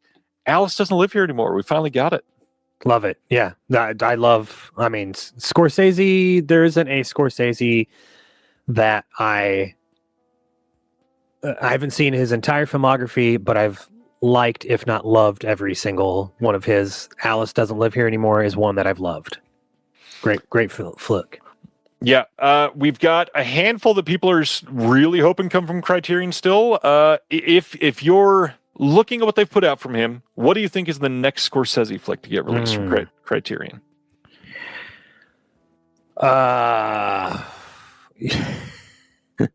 What's the one right before this? The Harvey Keitel, who's knocking at my door. Did anyone put that out? Is that still? I don't know if that's even on Blu-ray. Okay. It's dark, but it feels like a Criterion to me. Yeah, it does. My big one, I'm kind of shocked we don't have a 4K of Silence from them yet. Oh, yeah. Yeah, one of the Scorseses I haven't seen, Silence. Yeah. Yeah, that's a big one, King of Comedy. Am I misremembering, or is that a Fox title? I don't remember. Yeah, I don't know. I don't know who they'd have to license that from. That's a good idea. The rumor is Cape Fear is supposedly one of the upcoming ones that we're going to get. Okay. I mean, I love Cape Fear, but I don't know. Killers of the Flower Moon was already announced. Mr. Geezy, that's on the way, or already out. Yeah, from Criterion, right? Yeah, just came out. Yeah. In fact, a lot of people just bought that in the sale. All right, next up, big one for a lot of people, one that I've never seen. Paul Newman in HUD getting a 4K and Blu-ray release. This is coming on July 14th. This one also has Dolby Vision on the disc, which is great. I've not seen HUD. Have you seen HUD? Yeah. Was this never on Blu-ray before? Not from Criterion, at least. Okay. It might have been from the studio. Okay. Yeah, this is, speaking of American Westerns, this is, it's sort of like a modern Western, at the time, like a 1963 modern Western. There's cars and shit. But Newman is so good. Like, man, he's really depressive and relatable in this movie. Nice. I know for a lot of people, kind of frustrated that they got the imprint Blu-ray that just came out in the last year and a half or so. But this looks to be pretty great, actually, because not only 4K, not only with Dolby Vision, you got audio excerpts from a 1974 American Film Institute seminar with the director, Martin Ritt. New interview with Sally Field. Brand new interview with Sally Field, conducted by the author Isaac Butler on Written HUD. New interview with cinematographer Roger Deakins. Roger Deakins, newly interviewed on this, on the DP, James Wong Howe. I mean, this is great. I love that they're doing these. We've got an episode of Inside the Actor Studio, of course, with James Lipton, featuring Paul Newman. That's freaking great to have on the disc. Then we got an essay by author and film scholar Gabriel Miller in a 1963 American cinematographer interview with Howe. I mean, again, I'm not into a lot of these Westerns, but all of this stuff, plus Paul Newman, plus, I mean, Deakins... Like, I need this. This is yes, it's a Western, but it's so different than what you would think of an American. Yeah. Yeah, of course Deakins didn't shoot this. That's why I said Deakins talking about the DP. Sibner, come on. Gotta listen. It's not your favorite kind of DP, sorry. Next up. This is from the Criterion Premieres line. This is The Love That Remains from 2025. This is from the same director that did oh gosh, I'm forgetting the other title. Is it Godland that they did just a couple years ago, I believe? Same filmmaker. This is going to include Meet the Filmmakers, the little interview with the director on here, and then Joan of Arc from 2025, a companion film by Palmason as well. This also has a trailer on it.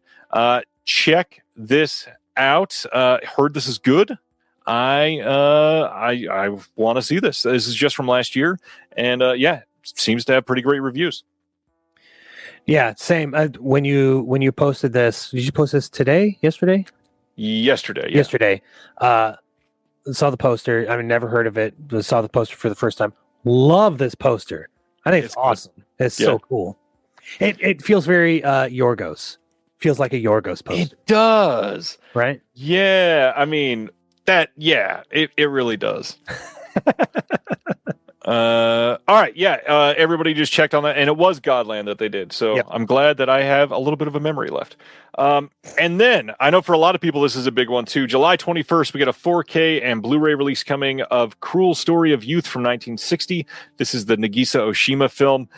This one is not going to have HDR on the disc, but this has A Town of Love and Hope, Oshima's first film that they put out. We've got A Town of Love and Hope. Then the short film on this also, Tomorrow's Sun from 1959. We got an interview with Tony Raines, who's always pretty great at what he does. Essay by Chris Fujiwara. Need to see this soon. Yeah. Oshima's done a lot of great stuff. Radiance gave some Oshima love recently, and a lot of people just discovering from them. But yeah, this looks fantastic. Cool. Yeah, same. Next up from them, a box set that I was not expecting for a few reasons that we'll get into. July 28th, a 4K and a Blu-ray box set of I'll Remind You of Everything, the films of Mike Mills. This covers 3 films from 2010 to 2021. The 3 films in this are going to be Beginners, 20th Century Women, and Come On, Come On. 2 of those titles you recognize are A24 films. So 20th Century Women and Come On, Come On were both released by A24. They were only released previously when they were partnered with Lionsgate for their releases, and those were only Blu-ray releases. So these are both getting 4K upgrades. Now, I've not seen Beginners. I saw 20th Century Women, and I believe, if I'm remembering right, it's one that I started and never finished, and not because it wasn't great. It's just because I had something else going on and didn't get back to it. I'm a failure. I get it. That being said, what I saw was good, and then we have Come On, Come On, which I loved. Have you seen any of these? No, and I'm with you. This seemed out of the blue when this was announced. Yeah, this was not teased. This is not something that I expected, especially getting 2 A24 films in here. That's not unheard of. They've done some A24 stuff before. Think of Uncut Gems, clearly one of the big ones.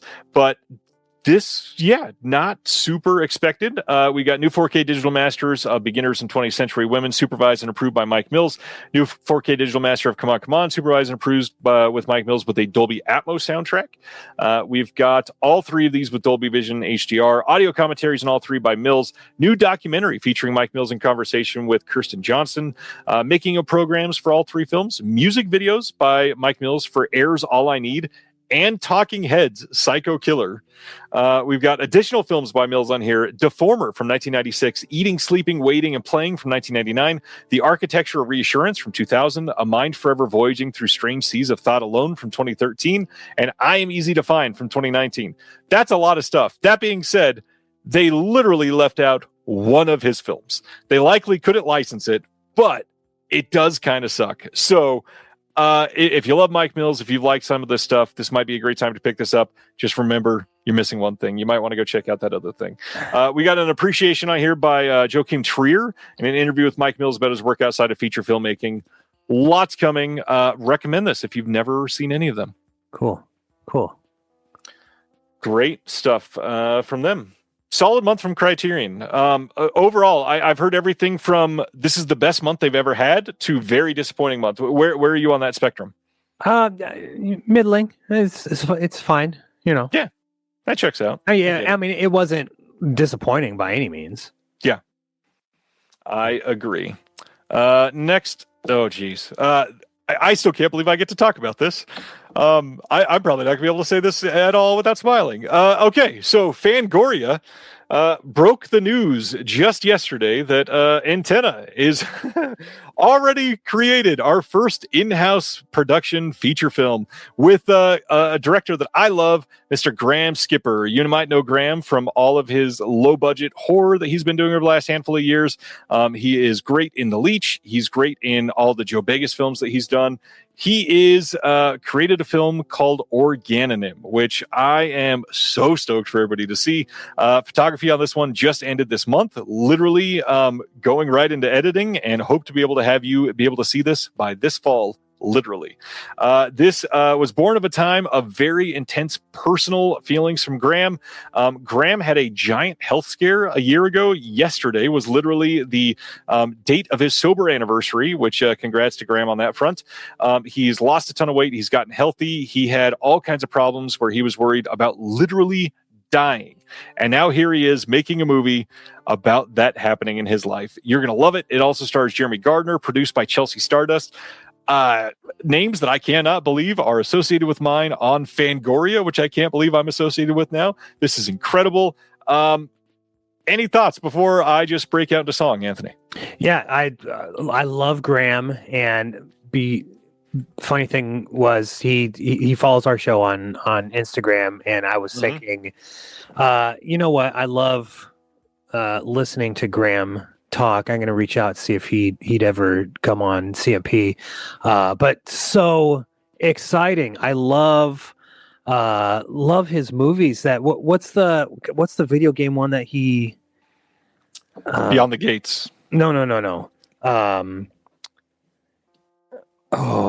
It's gooey. It's going to come up. Hold on. Director. Sequence Break. Oh yeah.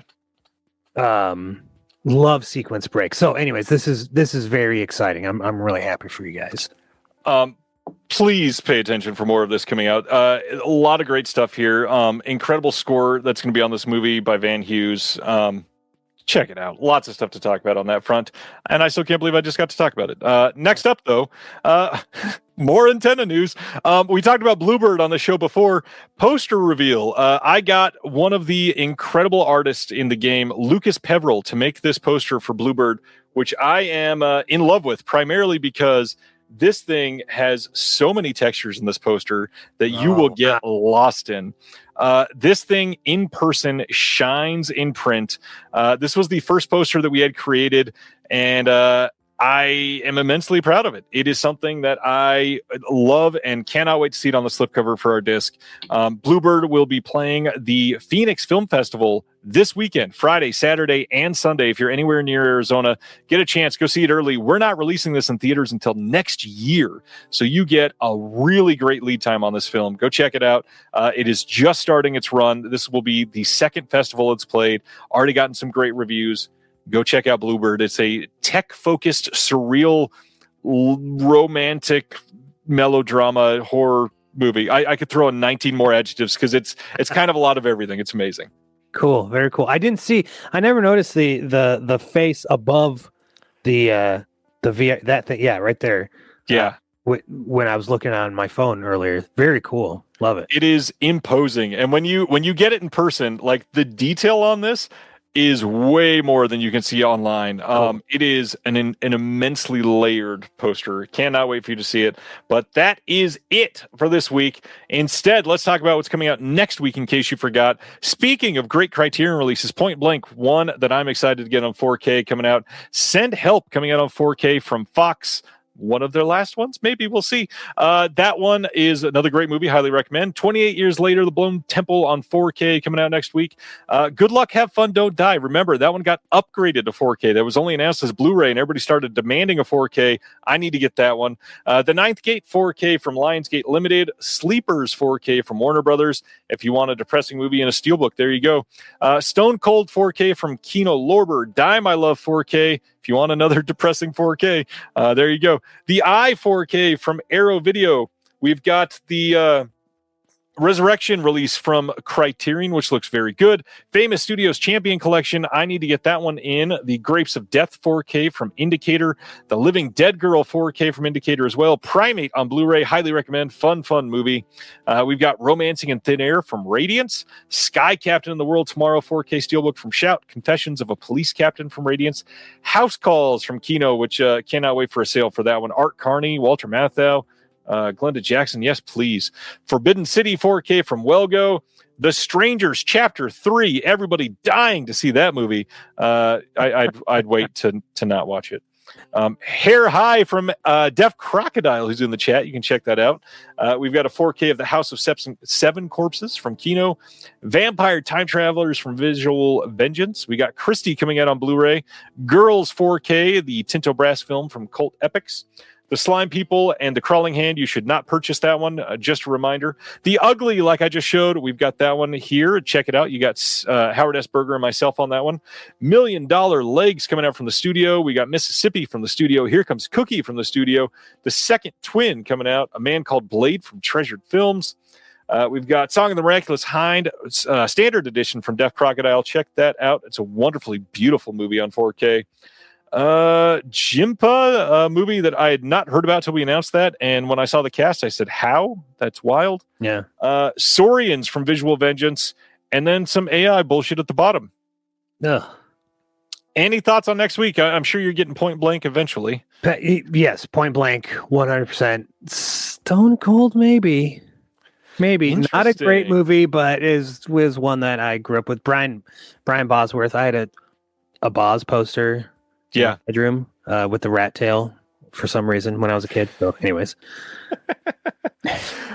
somebody shouting out they have a pre-order in for Hair High. If you're not all about the limited editions and you're fine with the standards, keep in mind. I'm again not saying support Amazon or anything. They have put Hair High up as a loss leader.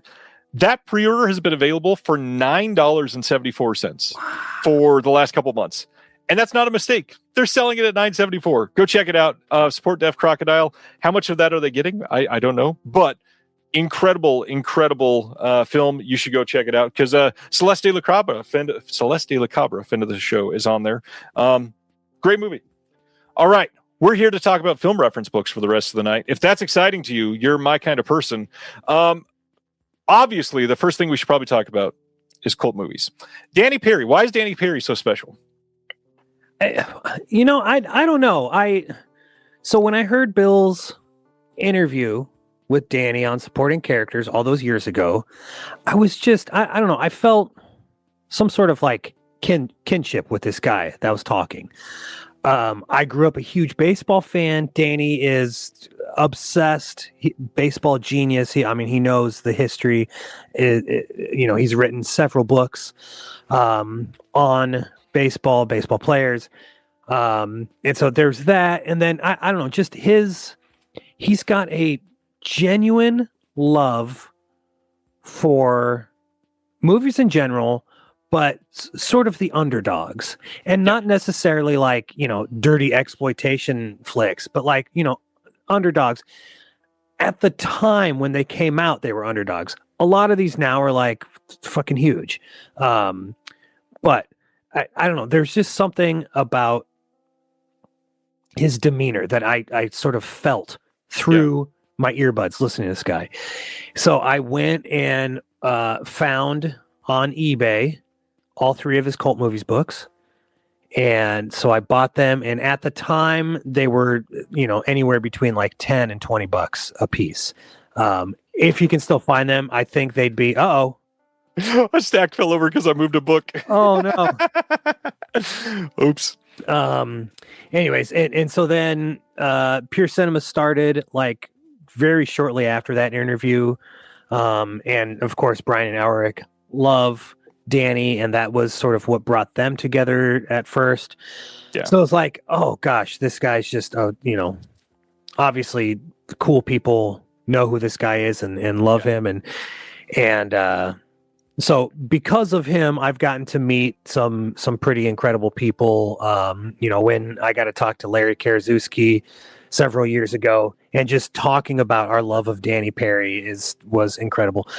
Anyways, so like, I started with, I got my Danny stack here.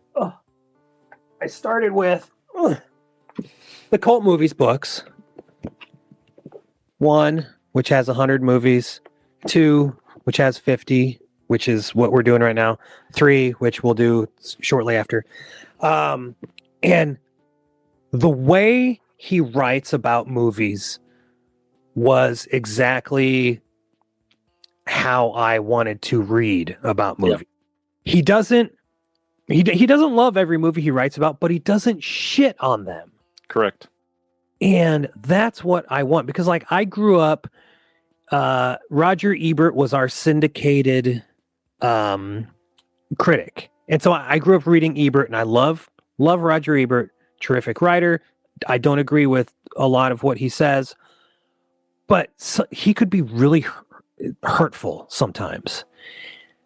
Anything I've read from Danny, it's never hurtful. I might not agree with some of the stuff that Danny says, and we joke about it on the show sometimes. It's like, Danny, are you kidding me? Like, what movie were you watching?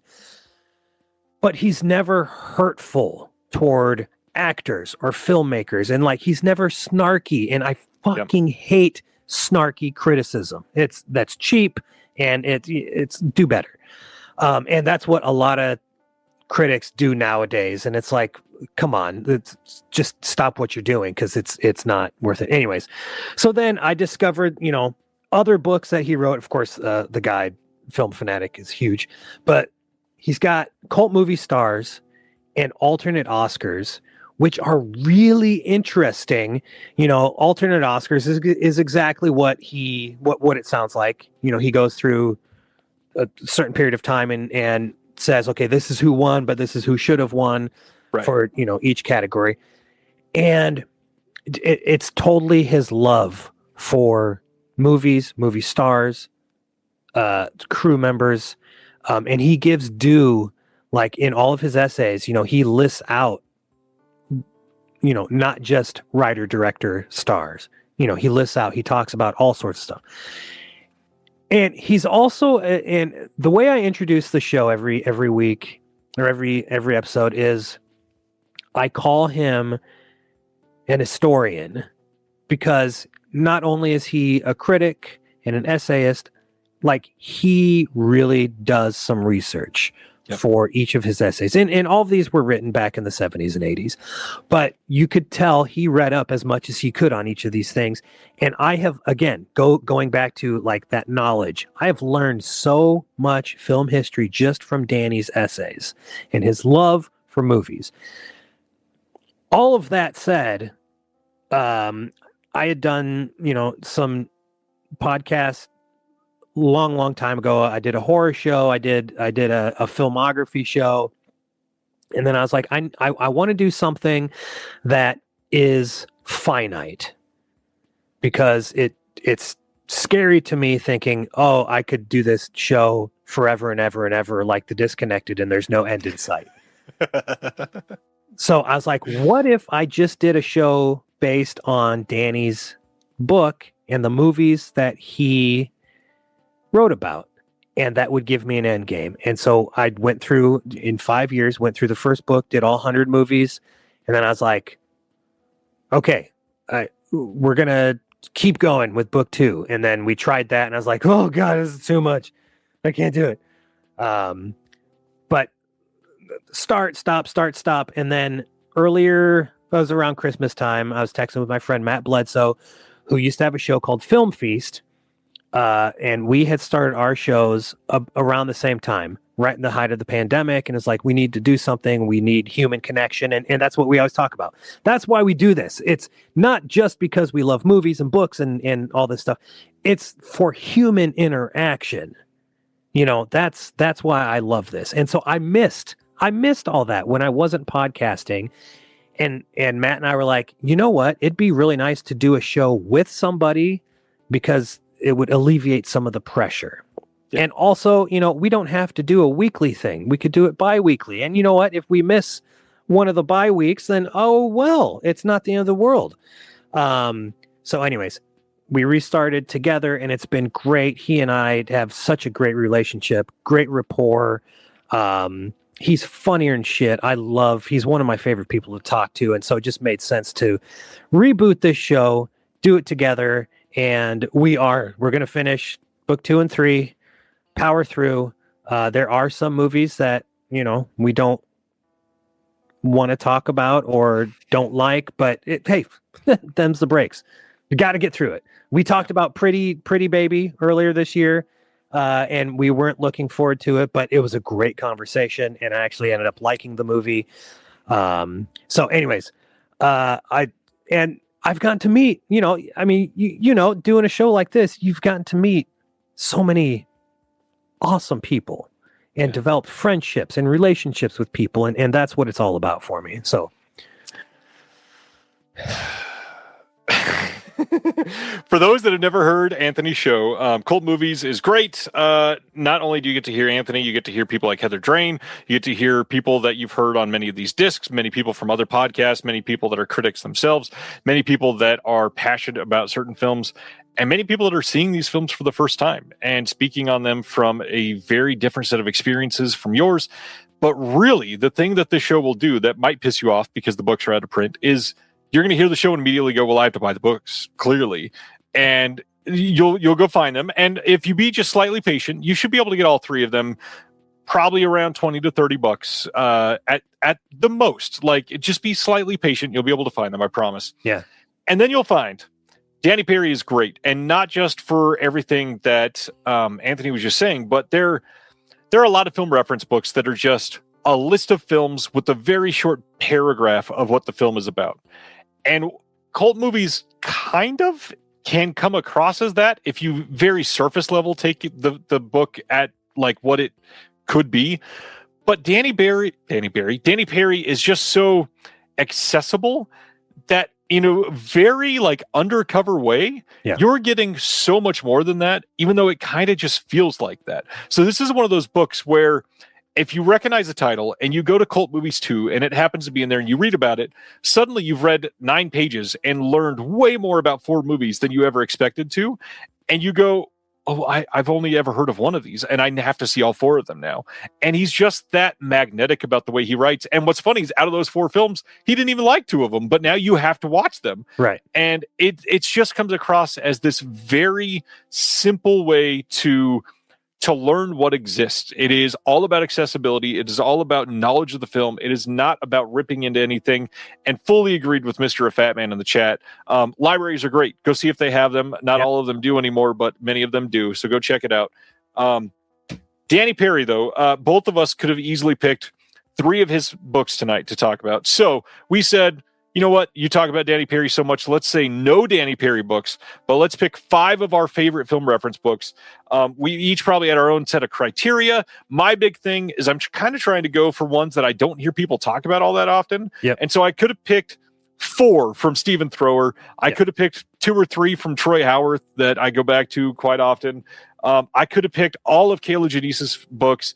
Those get talked about in a lot of ways. I said, you know what? I'm only going to pick one Stephen Thrower, and I'm going to talk about it first, and then I'm going to try to go a little more obscure. So let's break into it. If you had any criteria you want to share, go ahead and share it, and then share your first title.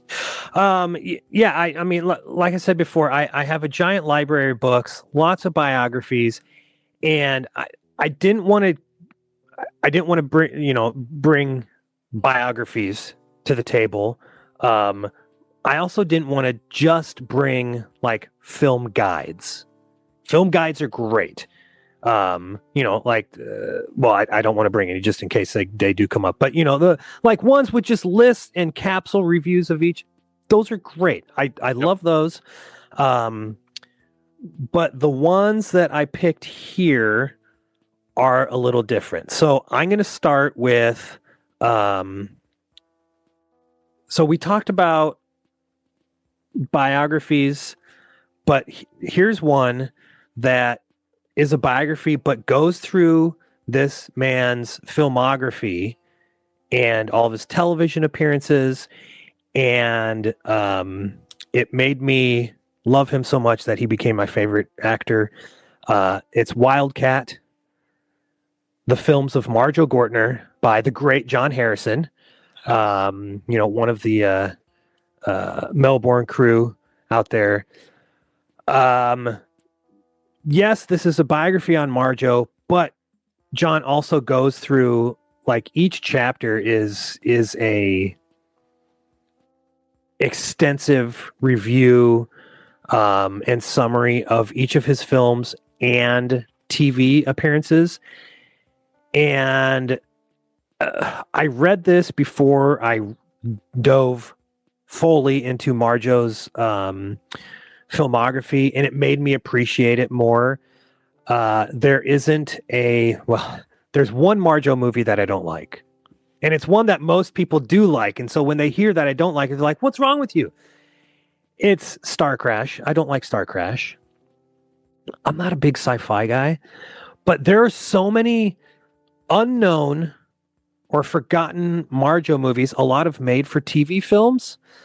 Yes, Marjo Gortner is my favorite actor, believe it or not. He's not the best actor, but he is one of the most charismatic people I've ever seen on film.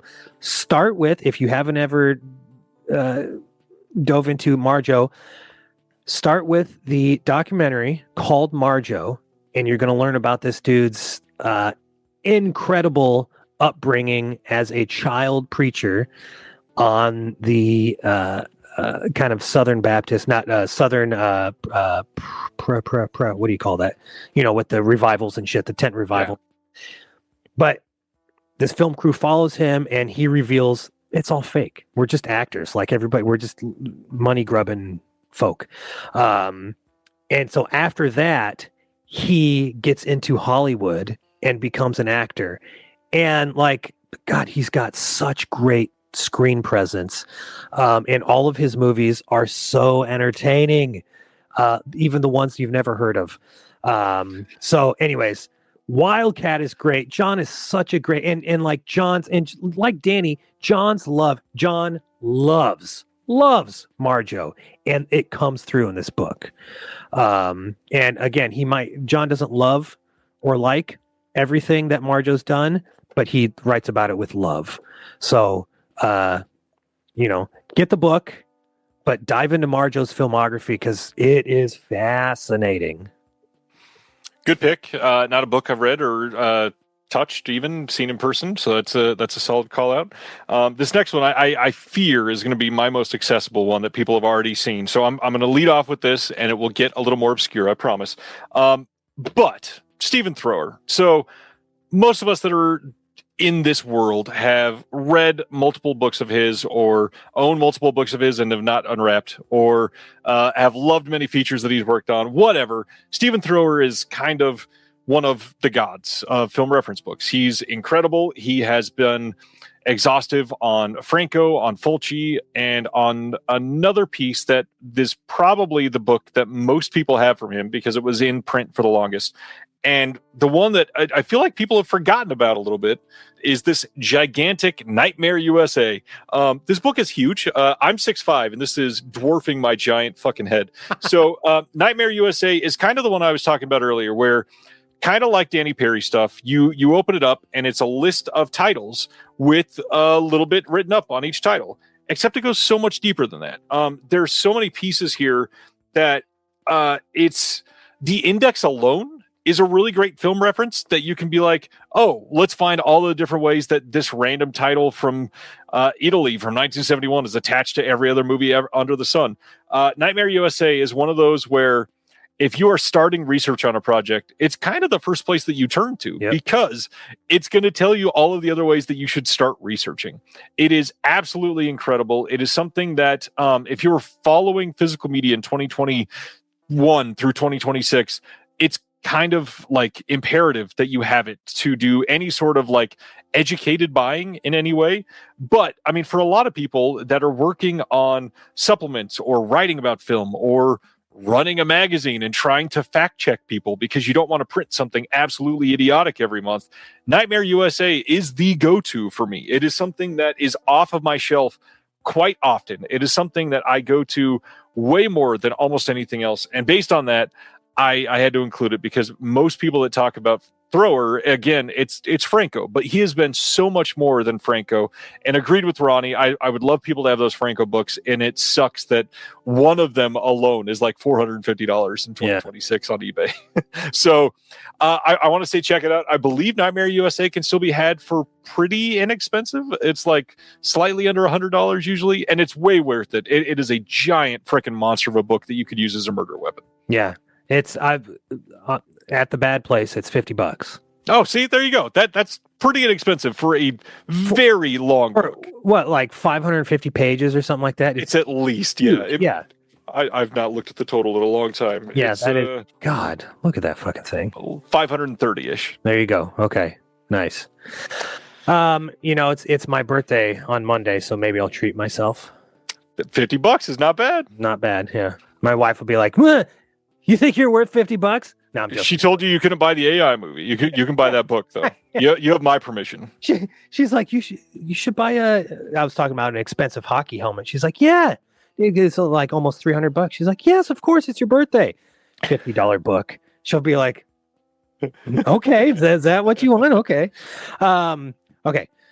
My next one, I'll call back to when we were talking about Kayla Janice's new home distribution label, how she's kind of getting into sort of the art is like the first film about the fucking year in the life of a rock. Yeah. Right up my alley. Like for real. It sounds so fascinating. A Cornish rock, by the way. Yeah. Because of Jonas Mekas. I picked up Movie Journal, The Rise of the New American Cinema, 1959-1971. It's a basically compendium of his articles that he wrote for the Village Voice. Jonas Mekas was the critic for the Village Voice along with Andrew Sarris. Andrew Sarris reviewed all the popular stuff. Jonas Mekas went to all the art houses and the avant-garde shit and reviewed that stuff and promoted it. And so I picked this up, and it is fascinating. It makes me wish that I was alive in New York City at this point of time, because there were so many interesting things happening in these theaters. I'd say almost half of what Jonas writes about is probably lost to the sands of time. But it's all, very arty, avant-garde, mostly non-narrative stuff. But I find that stuff to be utterly fascinating. And when I talk about going out and making your art and fucking whatever the company says and saying, no, thanks, I don't want the big paycheck because I need to make my thing. That's what Jonas Mekas did as a filmmaker, and that's what Jonas Mekas wrote about as a critic for The Voice. The films are, yes, weird, but utterly fascinating and for me, so inspiring, because you're watching true artists go out and just make their thing. Whatever they see, whatever they wanted to make, whatever they're visualizing, they made it. Like Stan Brakhage. The guy fucking took little film strips and scratched them and colored them. And I am obsessed with Brakhage. I could sit down and watch hours and hours and hours of those, 60-second shorts of the film strips that Brakhage scratched up, and it's so hypnotic. That's the type of stuff Mekas wrote about, and so that book really opened my eyes. That's a great choice. The art house side of things and just explaining mediums is something that a lot of these books, that the ones that even attempt, they can do it well, but a lot of them don't even try because it's a lot to break through, and so they just rather talk about the film rather than the medium. Anyways, one that I guess I should say a genre film reference book that I always love. It's great to see somebody that has learned a lot over their life. It's great to see somebody that has put exhaustive, educational leadership into some of these books. But the kind of book that I really like is finding somebody that is so steeped in a culture that they grew up with a set of films. They grew up with a genre. They grew up with a filmmaker. They grew up with somebody and said, this is my identity and I'm going to live here for the rest of my life. And you find a critic like Odie Henderson, who has always been able to speak on blaxploitation in such a unique way. I wanted to share Black Caesars and Foxy Cleopatras. This is a book that I wanted to learn more about blaxploitation and happened to search up what is the definitive book on blaxploitation. Got this recommended me.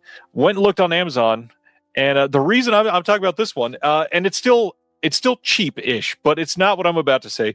I got this thing originally on Amazon for like $6, and this is a hardcover book, and it is 300 pages almost. Wow. And well written. Odie Henderson is a wonderful critic. He's got the history. He's one of those people that you can tell he's talking about a movie that he's seen 143 times. He could probably write this long of a book on each of these films. But to talk about the redemptive qualities of blaxploitation, of how it's not exactly exploitation in the way that we had cannibal exploitation thrust upon us. It's not the kind of exploitation that is exploitative of the black audience necessarily, but it's the sort of thing that said, we're just making art, and because it's leaning into a trope, it's going to be thrown into that sort of thing. Right. But when you hear about all of these films, Pam Grier for an exhaustive amount of pages, you hear about artists that have been involved in the genre that were not brought up in blaxploitation, that were sort of co-opted by the genre. You learn about people that are writing in a way that is critically, even like bad publicity would be better than some of these things, just critically ignored for decades and passed over. And you get somebody like Odie Henderson talking about these for 20 pages, and you say, this is maybe one of the best movies that I've never even heard of. How is that possible? And then you immediately go watch it in a brand new 4K box set from Shout Factory, and you're like, what the fuck? How is this so incredible? It is absolutely worth your time. It's $15 on Amazon right now if you're into this. Blaxploitation doesn't get enough love. The amount of times that we've gotten, like, again, we talked about Kayla Janice multiple times tonight. I love folk horror. I love the box sets. I love the documentary. Love it all. We need a lot more of that stuff for blaxploitation. Yep. We need a lot more of that stuff for Pam Grier, for Larry Cohen, for a lot of these people that don't get the love that they get. Please, Odie Henderson, lead the way. Love it. Absolutely love it. Yeah. Yeah. I 100% agree. You know, I got the Volume 1 Shout Factory blaxploitation set, which is great. Glad I own those movies. Yes. But there's nothing in there, right? Right. Not a lot of supplements. Is that right? I mean, there's commentaries. There could be a lot more is the best way to say it. Right. Yeah, I was expecting a lot more, but you know, that's what I get when I expect things like that from Shout Factory. Yeah. Okay. We're gonna stay in New York City. And sweet. Artisan, okay. It was a reference book. Sure. Okay, staying in New York City, in the 70s and the 80s, and talk about exploitation, grindhouse, real scary part of town. It's Sleazoid Express. Solid choice. Totally obsessed with Bill Landis, another guy who I love his writing. He can be a little more hateful than Danny Perry, but he's never snarky. Like, he's genuine in his disdain for usually like populist art. Yeah. He is into like the fucking down and dirty, grimy fucking movies, which I love. And I'll be one of the first, not one of the first, I'll be one of the millionth to say a lot of these movies, not good. Yeah. But it's another one of those things where it's like, here's fucking artists out there, just they're making their thing. So anyways, from Sleazoid, I got so many names and films that I had never heard before, and like so many filmmakers that I went and just dug up their filmographies. And, you know, God bless YouTube. You can find so many kind of lost and forgotten films out there because of the saviors out there just putting this weird shit, forgotten films out there up on YouTube. But anyways, Sleazoid is so brilliant. It's a great kind of time travel, what do you call it, a time machine. Good God in heaven, it's sort of like it's a great time machine to take you back to that time period, and like you can visualize, talk about smell, like you can smell the fucking dirty streets, the gutters. It's great. And then the other thing is, somebody also put up a PDF of the entire run of the original Sleazoid Express zine that Bill did up online. So anyways, just again, this guy loves what he loves, and he writes so well about them. Yeah, love this one. This is one that I had in my stack that I almost chose for tonight, and I had a feeling you might, so I set it to the side. This is a solid choice. If you've not gotten this, never thumbed through it, it's kind of like a thrower. It's like an absolute must. Yeah. Yep. Earlier tonight, we were talking about camp movies, and this next one is a book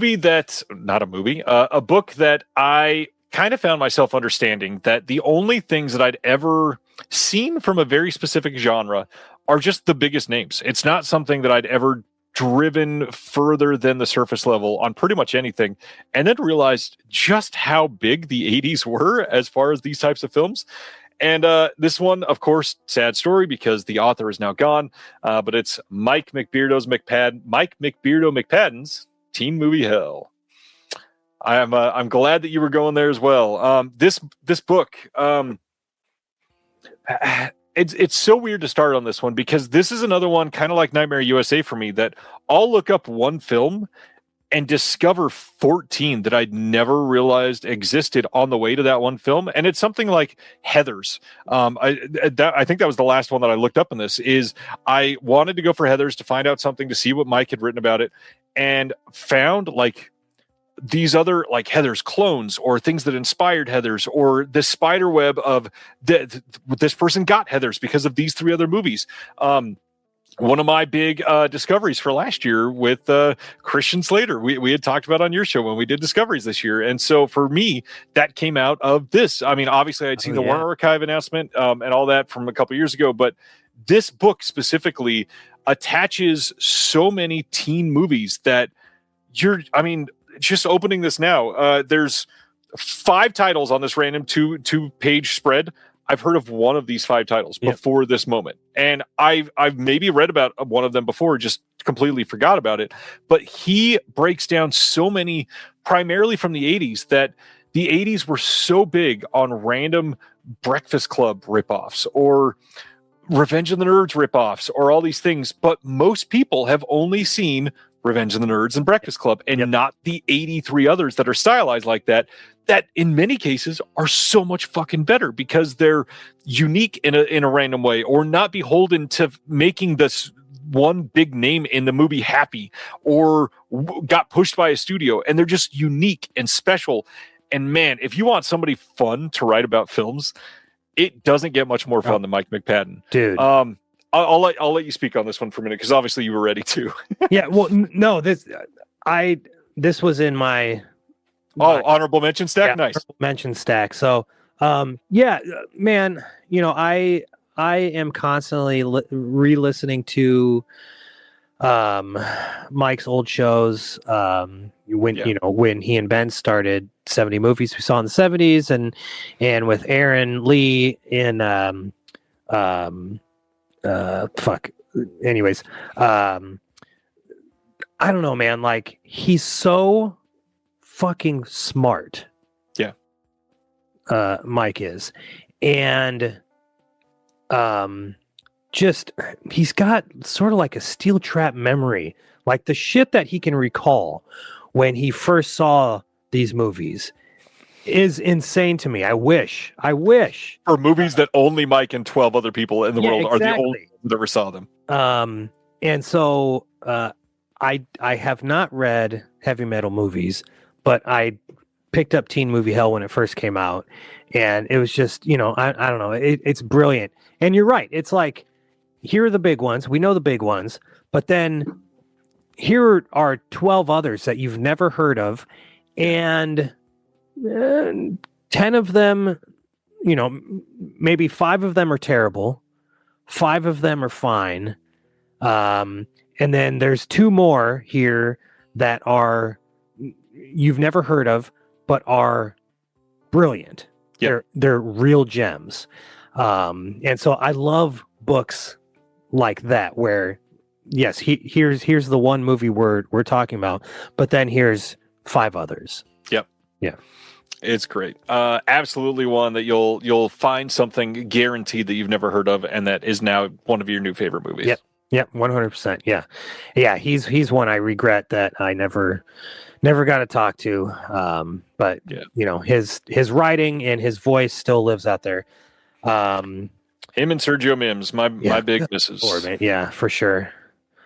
Okay, here is one that I got because we had the author on the show, and the publisher sent me the book, which I usually I don't like a lot of that, because it's like, okay, you got to do the interview and blah blah blah, right. blah. And with this wonderful woman, it was not like that. She truly loves cult movies. Her name is Millie DeCherico. She wrote a book called TCM Underground, RIP TCM Underground, with Katoya Murray, and they split the duties for 50 movies, and they just go back and forth. Each of them pick 25 and review movies. I love how the book is broken up. So they have like their first section, and it's kind of it's built like Danny's Cult Movies books, where it's a movie and then they write a multi-page essay about the movie. But they have sections, basically. And so like the first section, it's crime time. And so they write about Across 110th Street, Friday Foster, I Saw What You Did, I'm Gonna Get You Sucker, The Harder They Come, The Honeymoon Killers, Silent Partner, Shack Out on 101. Shack Out on 101 was that 3 years ago or 4 years ago, one of my discoveries of the year because of this book. Yeah. And they have Domestic Disturbances, Visual Delights and Other Strange Mind Melters, Rebellion and Youth Movements. Millie's the best. She's so fucking funny. She's brilliant. If you haven't heard her other podcast, listen immediately. She's so great. And she introduced me to Ben Cheeves, and Ben still works at TCM. He's a programmer at TCM. Ben is the best. Anyways, I love this book so much. Good choice. I've heard nothing but great things about this one. Millie's always great, and I still need that one. I need to do it. This next one is such a switch up from my last couple picks that I fair warning, this is going to feel like literary whiplash, I guess. One of the big things is most people, especially if you're male and white and stuck in an edge phase for some part of your life, you go through that phase of the extreme glacier of I was shown Faces of Death by somebody's stepbrother, and after that I saw Cannibal Holocaust, and I went, oh, those are nothing. What else can we see that's way more depraved? And along that way, you see a lot of shit. You see a lot of terrible movies. You see a lot of things that you say, why is this a movie? And one of the things that I discovered over the years is that there are a lot of times where I saw a couple films that everybody online seemed to hate or think were trash, or it's smart people call it subversive because it's just something that they made to be better than you or something like that. And I always hated hearing that shit. And one of the things I wanted was a way to be able to defend why things like the Blair Witch Project, or even like Nightmare on Elm Street, are important pieces of cinema, and not just the marketing was good in both cases. Sure. But the real question is, how do you do that with shock cinema? How do you do that with the Mondo documentaries? How do you do that with, random French serial killer movies. So how do you do that with the French extremity movement? How do you do that with all these things? And one of the people that helped with that is an author named Phil Russell that is incredible. And everybody needs this book, which is Beyond the Darkness, Cult Horror and Extreme Cinema. And it is, if it is on the table right next to you, that is amazing. No, it's not. I've never even heard of this book. So this book is divided into a handful of sections, and it is so cool because a lot of my favorite film reference books are my favorites for a reason. And this book kind of mimics all of those in a weird way. So it has a section just on reviews. It has a section that's like a list of films. It has a section that's on genres of films. It has a section on film censorship and is it still relevant? It has sections on all these things. And it is such a well-written divide into modern film and classic film and everything depraved in between. I mean, even like Yorgos Lanthimos stuff is covered. Even that's how modern it goes. So it's a really good way to vocalize and shout from the rooftops that the French extremity movement is important. And those types of positive critiques on film that is such an immediate turnoff for a lot of people is very important, because for a lot of people, if you watch a film and it feels personal to you, you should be able to speak on it. But when you watch something like Inside and it's just a baby getting ripped out of somebody's stomach and you walk away going, oh man, that felt sort of cathartic, that can be very hard to verbalize. Yeah. That can be very hard to explain why you felt like you got something out of that. Yeah. This book does a really great job of sort of holding your hand and explaining why they're important. And I hope people check it out. Oh, that is fascinating, because I've tried to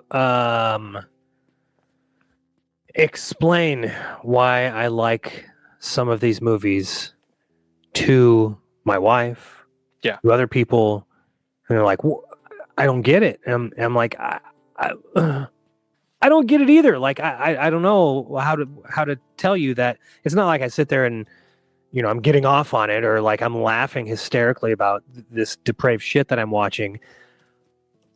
But, like, for instance, when I tell people Henry Portrait of a Serial Killer is one of my all-time favorite movies, or Irreversible is incredibly rewatchable to me, people are like, how can that be? And I'm like, I don't know, because I think those are two brilliant fucking movies. Yep. They're very well made. The stories are incredible. I don't know, but there's more than that. It's more than just watching a movie. It's how I feel, and it's not like, a gross thing. It's I don't know. God damn it, I need to buy this book and figure out what the hell's going on. And again, like we talked about Serbian film earlier, and I talked about Unearthed Films. This is the book that I was talking about that references it, because of course it's a protest film. It is made for artistic merit. Yes. And when you watch a Serbian film, and there are lots of people out there that go, "Oh, you like that movie? You're disgusting." You're not. Other people are going to like other movies, and that's okay. But if you want to be able to verbalize why, this might be able to help you a little bit. God, all right. Happy birthday, Anthony. Okay, my last one. I am currently reading. Nice. This is going to show you why I've been watching all the movies that I've been watching. Sam has been on my show multiple times. She's just the best. Sam Deegan, that is. Incredible writer, incredible podcaster, one of the smartest people you will ever read or listen to. I am currently reading Revolution in 35mm, Political Violence and Resistance in Cinema from the Art House to the Grindhouse, 1960 to 1990. She co-edited it with Andrew Nettie, who is a brilliant queer Australian author who has written so many books and edited so many books. This is a collection of essays, mostly from Andrew and Sam, but you have some written by, I just recently read the one by Christos Tsilokis about Greek stuff. Scott Adelberg, Uday Badia, Charles is in here. It's so inspiring. My God, dude. Like, quite timely, eh? Dude.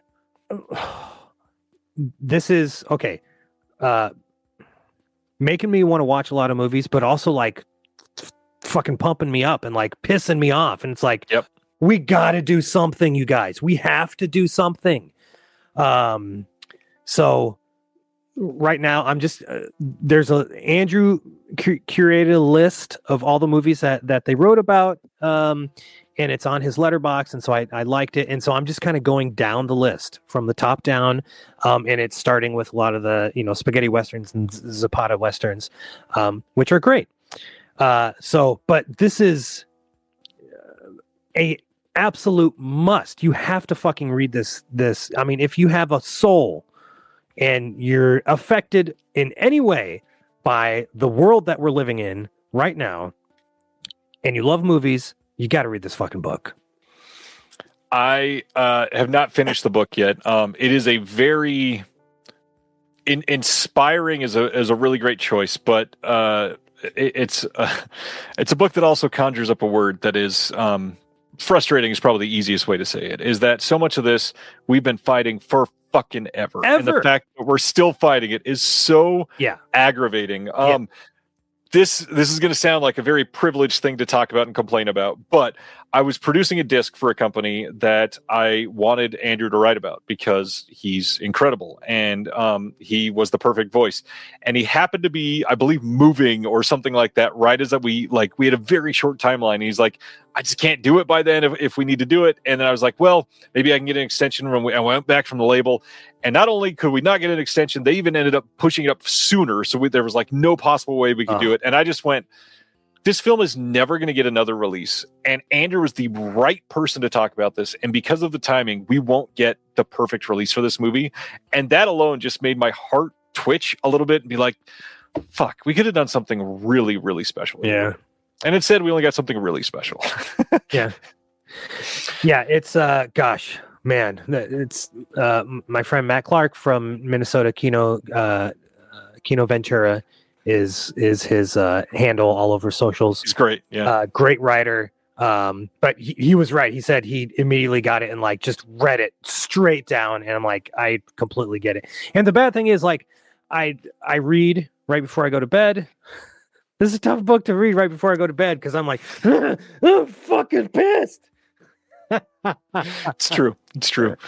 If you want an easy one to read before bed, my last one is a fairly easy one to read. And I kind of like the one that you just brought up a little bit ago. I had somebody on the show, and I'd had this book for years, so I did not get it just because he was coming on the show. But this was fairly recently. Just last fall, I had on Mr. Austin Trunick and had to share the Canon Film Guide. This is Volume 2, which I think is the better one. Volume 1 is... Volume 1 is great, but Volume 2 to me has the one that you go to more often because so many of the films in this era that he was writing about specifically are the essential Canon films for me. Oh, okay. It depends on you as a fan for Canon films, and eager for part 3, Austin. Just get it out there. Just saying, we're all still waiting. Come on, TikTok.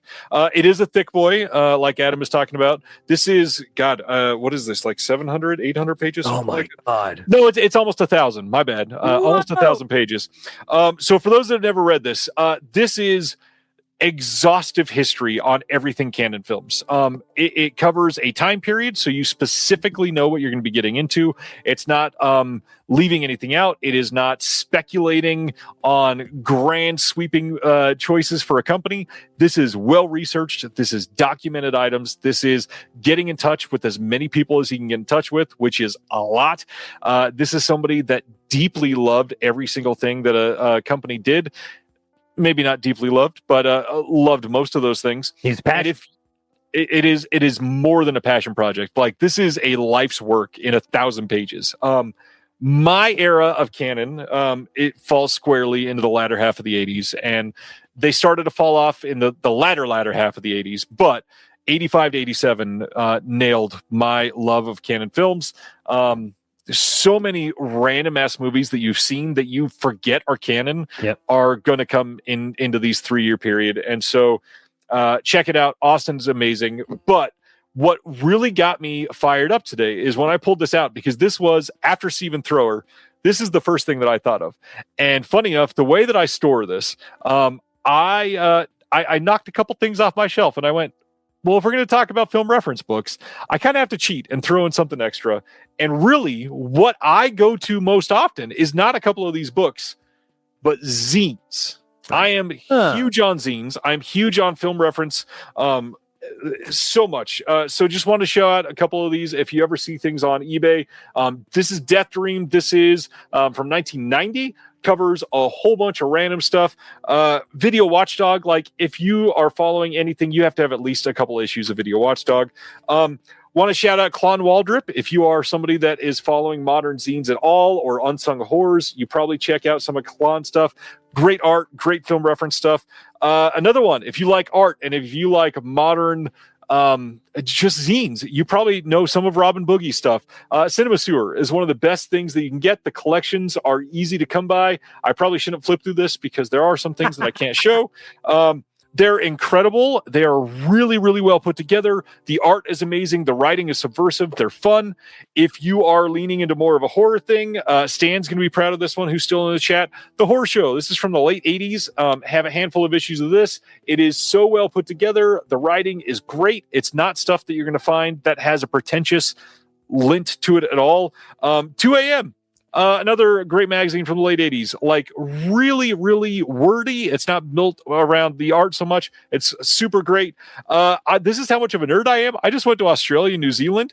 I came back with like 12 issues of Movie Magazine. I never see these in person and brand new. I was like, fuck yeah, it's got Roger Rabbit on it. Why not? I still subscribe to Fangoria. Still get every single one. And then if you're arty, Cineast is kind of great. You can get I think it's a 6-issue subscription for like $32. There's so much in here that is amazing, really well written. They focus on a lot of good stuff. Daniel Kramer is featured in this brand new issue. Please check out magazines. I know as somebody that literally publishes a magazine every month that's, again, self-serving to say, fuck mine. Go buy other people's stuff. It is so good. Magazines and zines. Kino Ventura is one that I wanted to grab. Yeah. Matt's working. He's releasing volume 2 coming up here. Finally, so, good. Yeah. And then one that Jeremy Ritchie did, Soledad, and I don't know if he's still doing it, but this is more like foreign art films. But Jeremy, brilliant writer. Yeah. There is so much. Ronnie was going to shout out Adventures in Auteurism. That's what is covered in this new issue of Cineast. So check it out. They talk about his new book. Cool. Love film zines. Love being able to find out some of these. And the best part is like you can be researching a project and Google film zine around a title and find out that it was featured in something.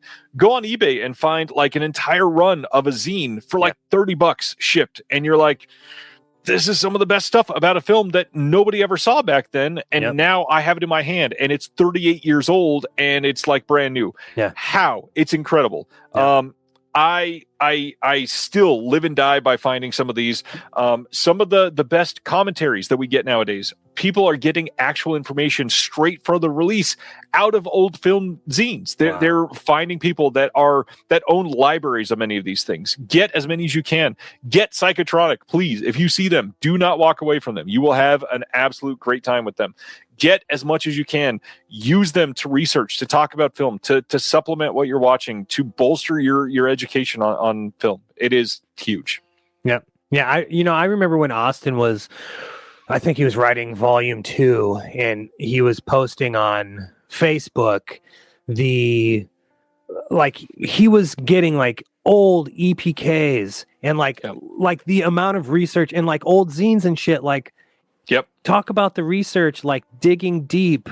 I love that. Just, it's so fascinating. I love seeing that kind of passion. I agree. And it is one of those things where if you see somebody talking about this from 40 years ago, about a film that got a boutique release last year that you had, like you considered and you ended up passing, a 40-year-old review might make you go, shit, maybe I should pick that up because this guy loved it or something like that. Yep, absolutely. All right. That's all I got. Obviously, we could have each probably named another 10 or 15 film books. I had, I believe, another 8 that I was considering bringing down here, but ended up going with these 5. Check it out. If you ever got questions on film reference books, if you want any thoughts on them, if you want to ask, by all means, mention in the comments. I guarantee somebody else here has read it, whether that be us or Stan, who reads every single day. There's somebody here that has read it and would love to talk to you about it. We would love to share. And on that note, what else you got coming up? Any episodes that you want to highlight? Yeah, we got our hate show of Brian De Palma coming up. No, I'm joking. It's Phantom of the Paradise. We like it. We're Blowout, fine movie. We're talking Children of Paradise. After that, Matt and I neither have seen that, but we're gonna do it, I guess.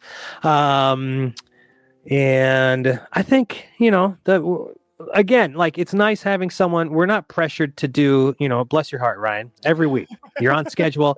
We're like, we'll figure it out as we go along. That's the way I like it. Life is busy enough. The world sucks. I don't want to have to worry about doing a podcast. It's tough. I admit.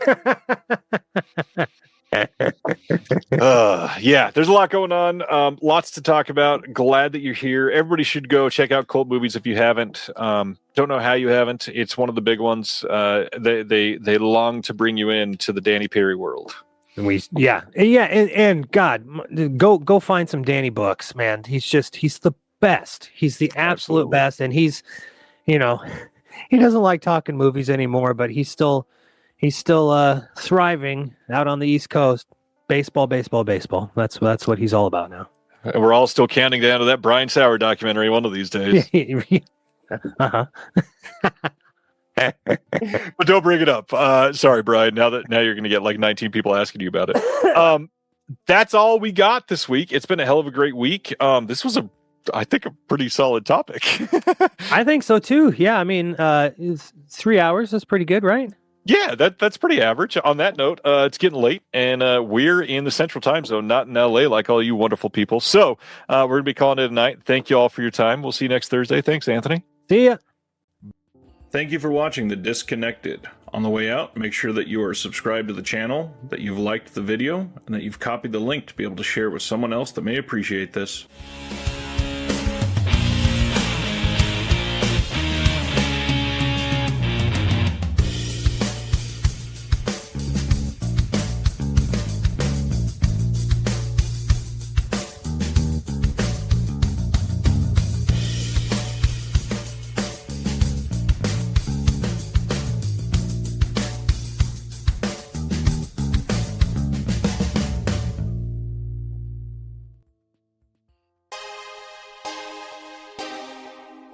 The audio commentary. It's a dying art form, but here at One Track Mind, I, your wonky yet affable host Ryan Luis Rodriguez, analyze film through the prism of these embryonic forms of podcasting, one audio commentary at a time. Masterpieces, crapster pieces, live action, animation, cult classics, films literally no one has ever heard of. No track is too small, and no track is too big. Join me and my guests from the entertainment world as we keep these features alive every other Tuesday.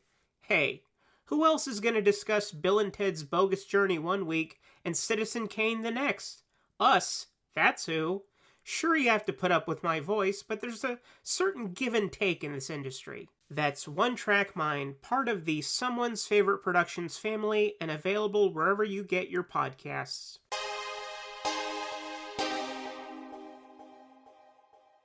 Hello and welcome to Tumbleweeds and TV Cowboys. My name is Hunter. In this podcast, I'll be joined by a different guest each week to discuss a classic Western movie or TV show. I've been a fan of classic Westerns for as long as I can remember, and in recent years, they've become very nostalgic for me. I love the aesthetic, the tropes, and I love seeing different filmmakers' takes on them. At their best, they're incredibly entertaining, rewatchable, and some of my all-time favorite movies are Westerns.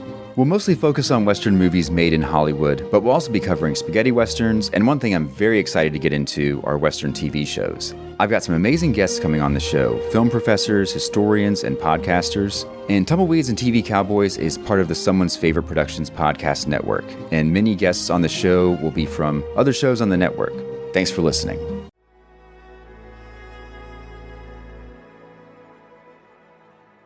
Thank you for listening. To hear more shows from the Someone's Favorite Productions podcast network, please select the link in the description.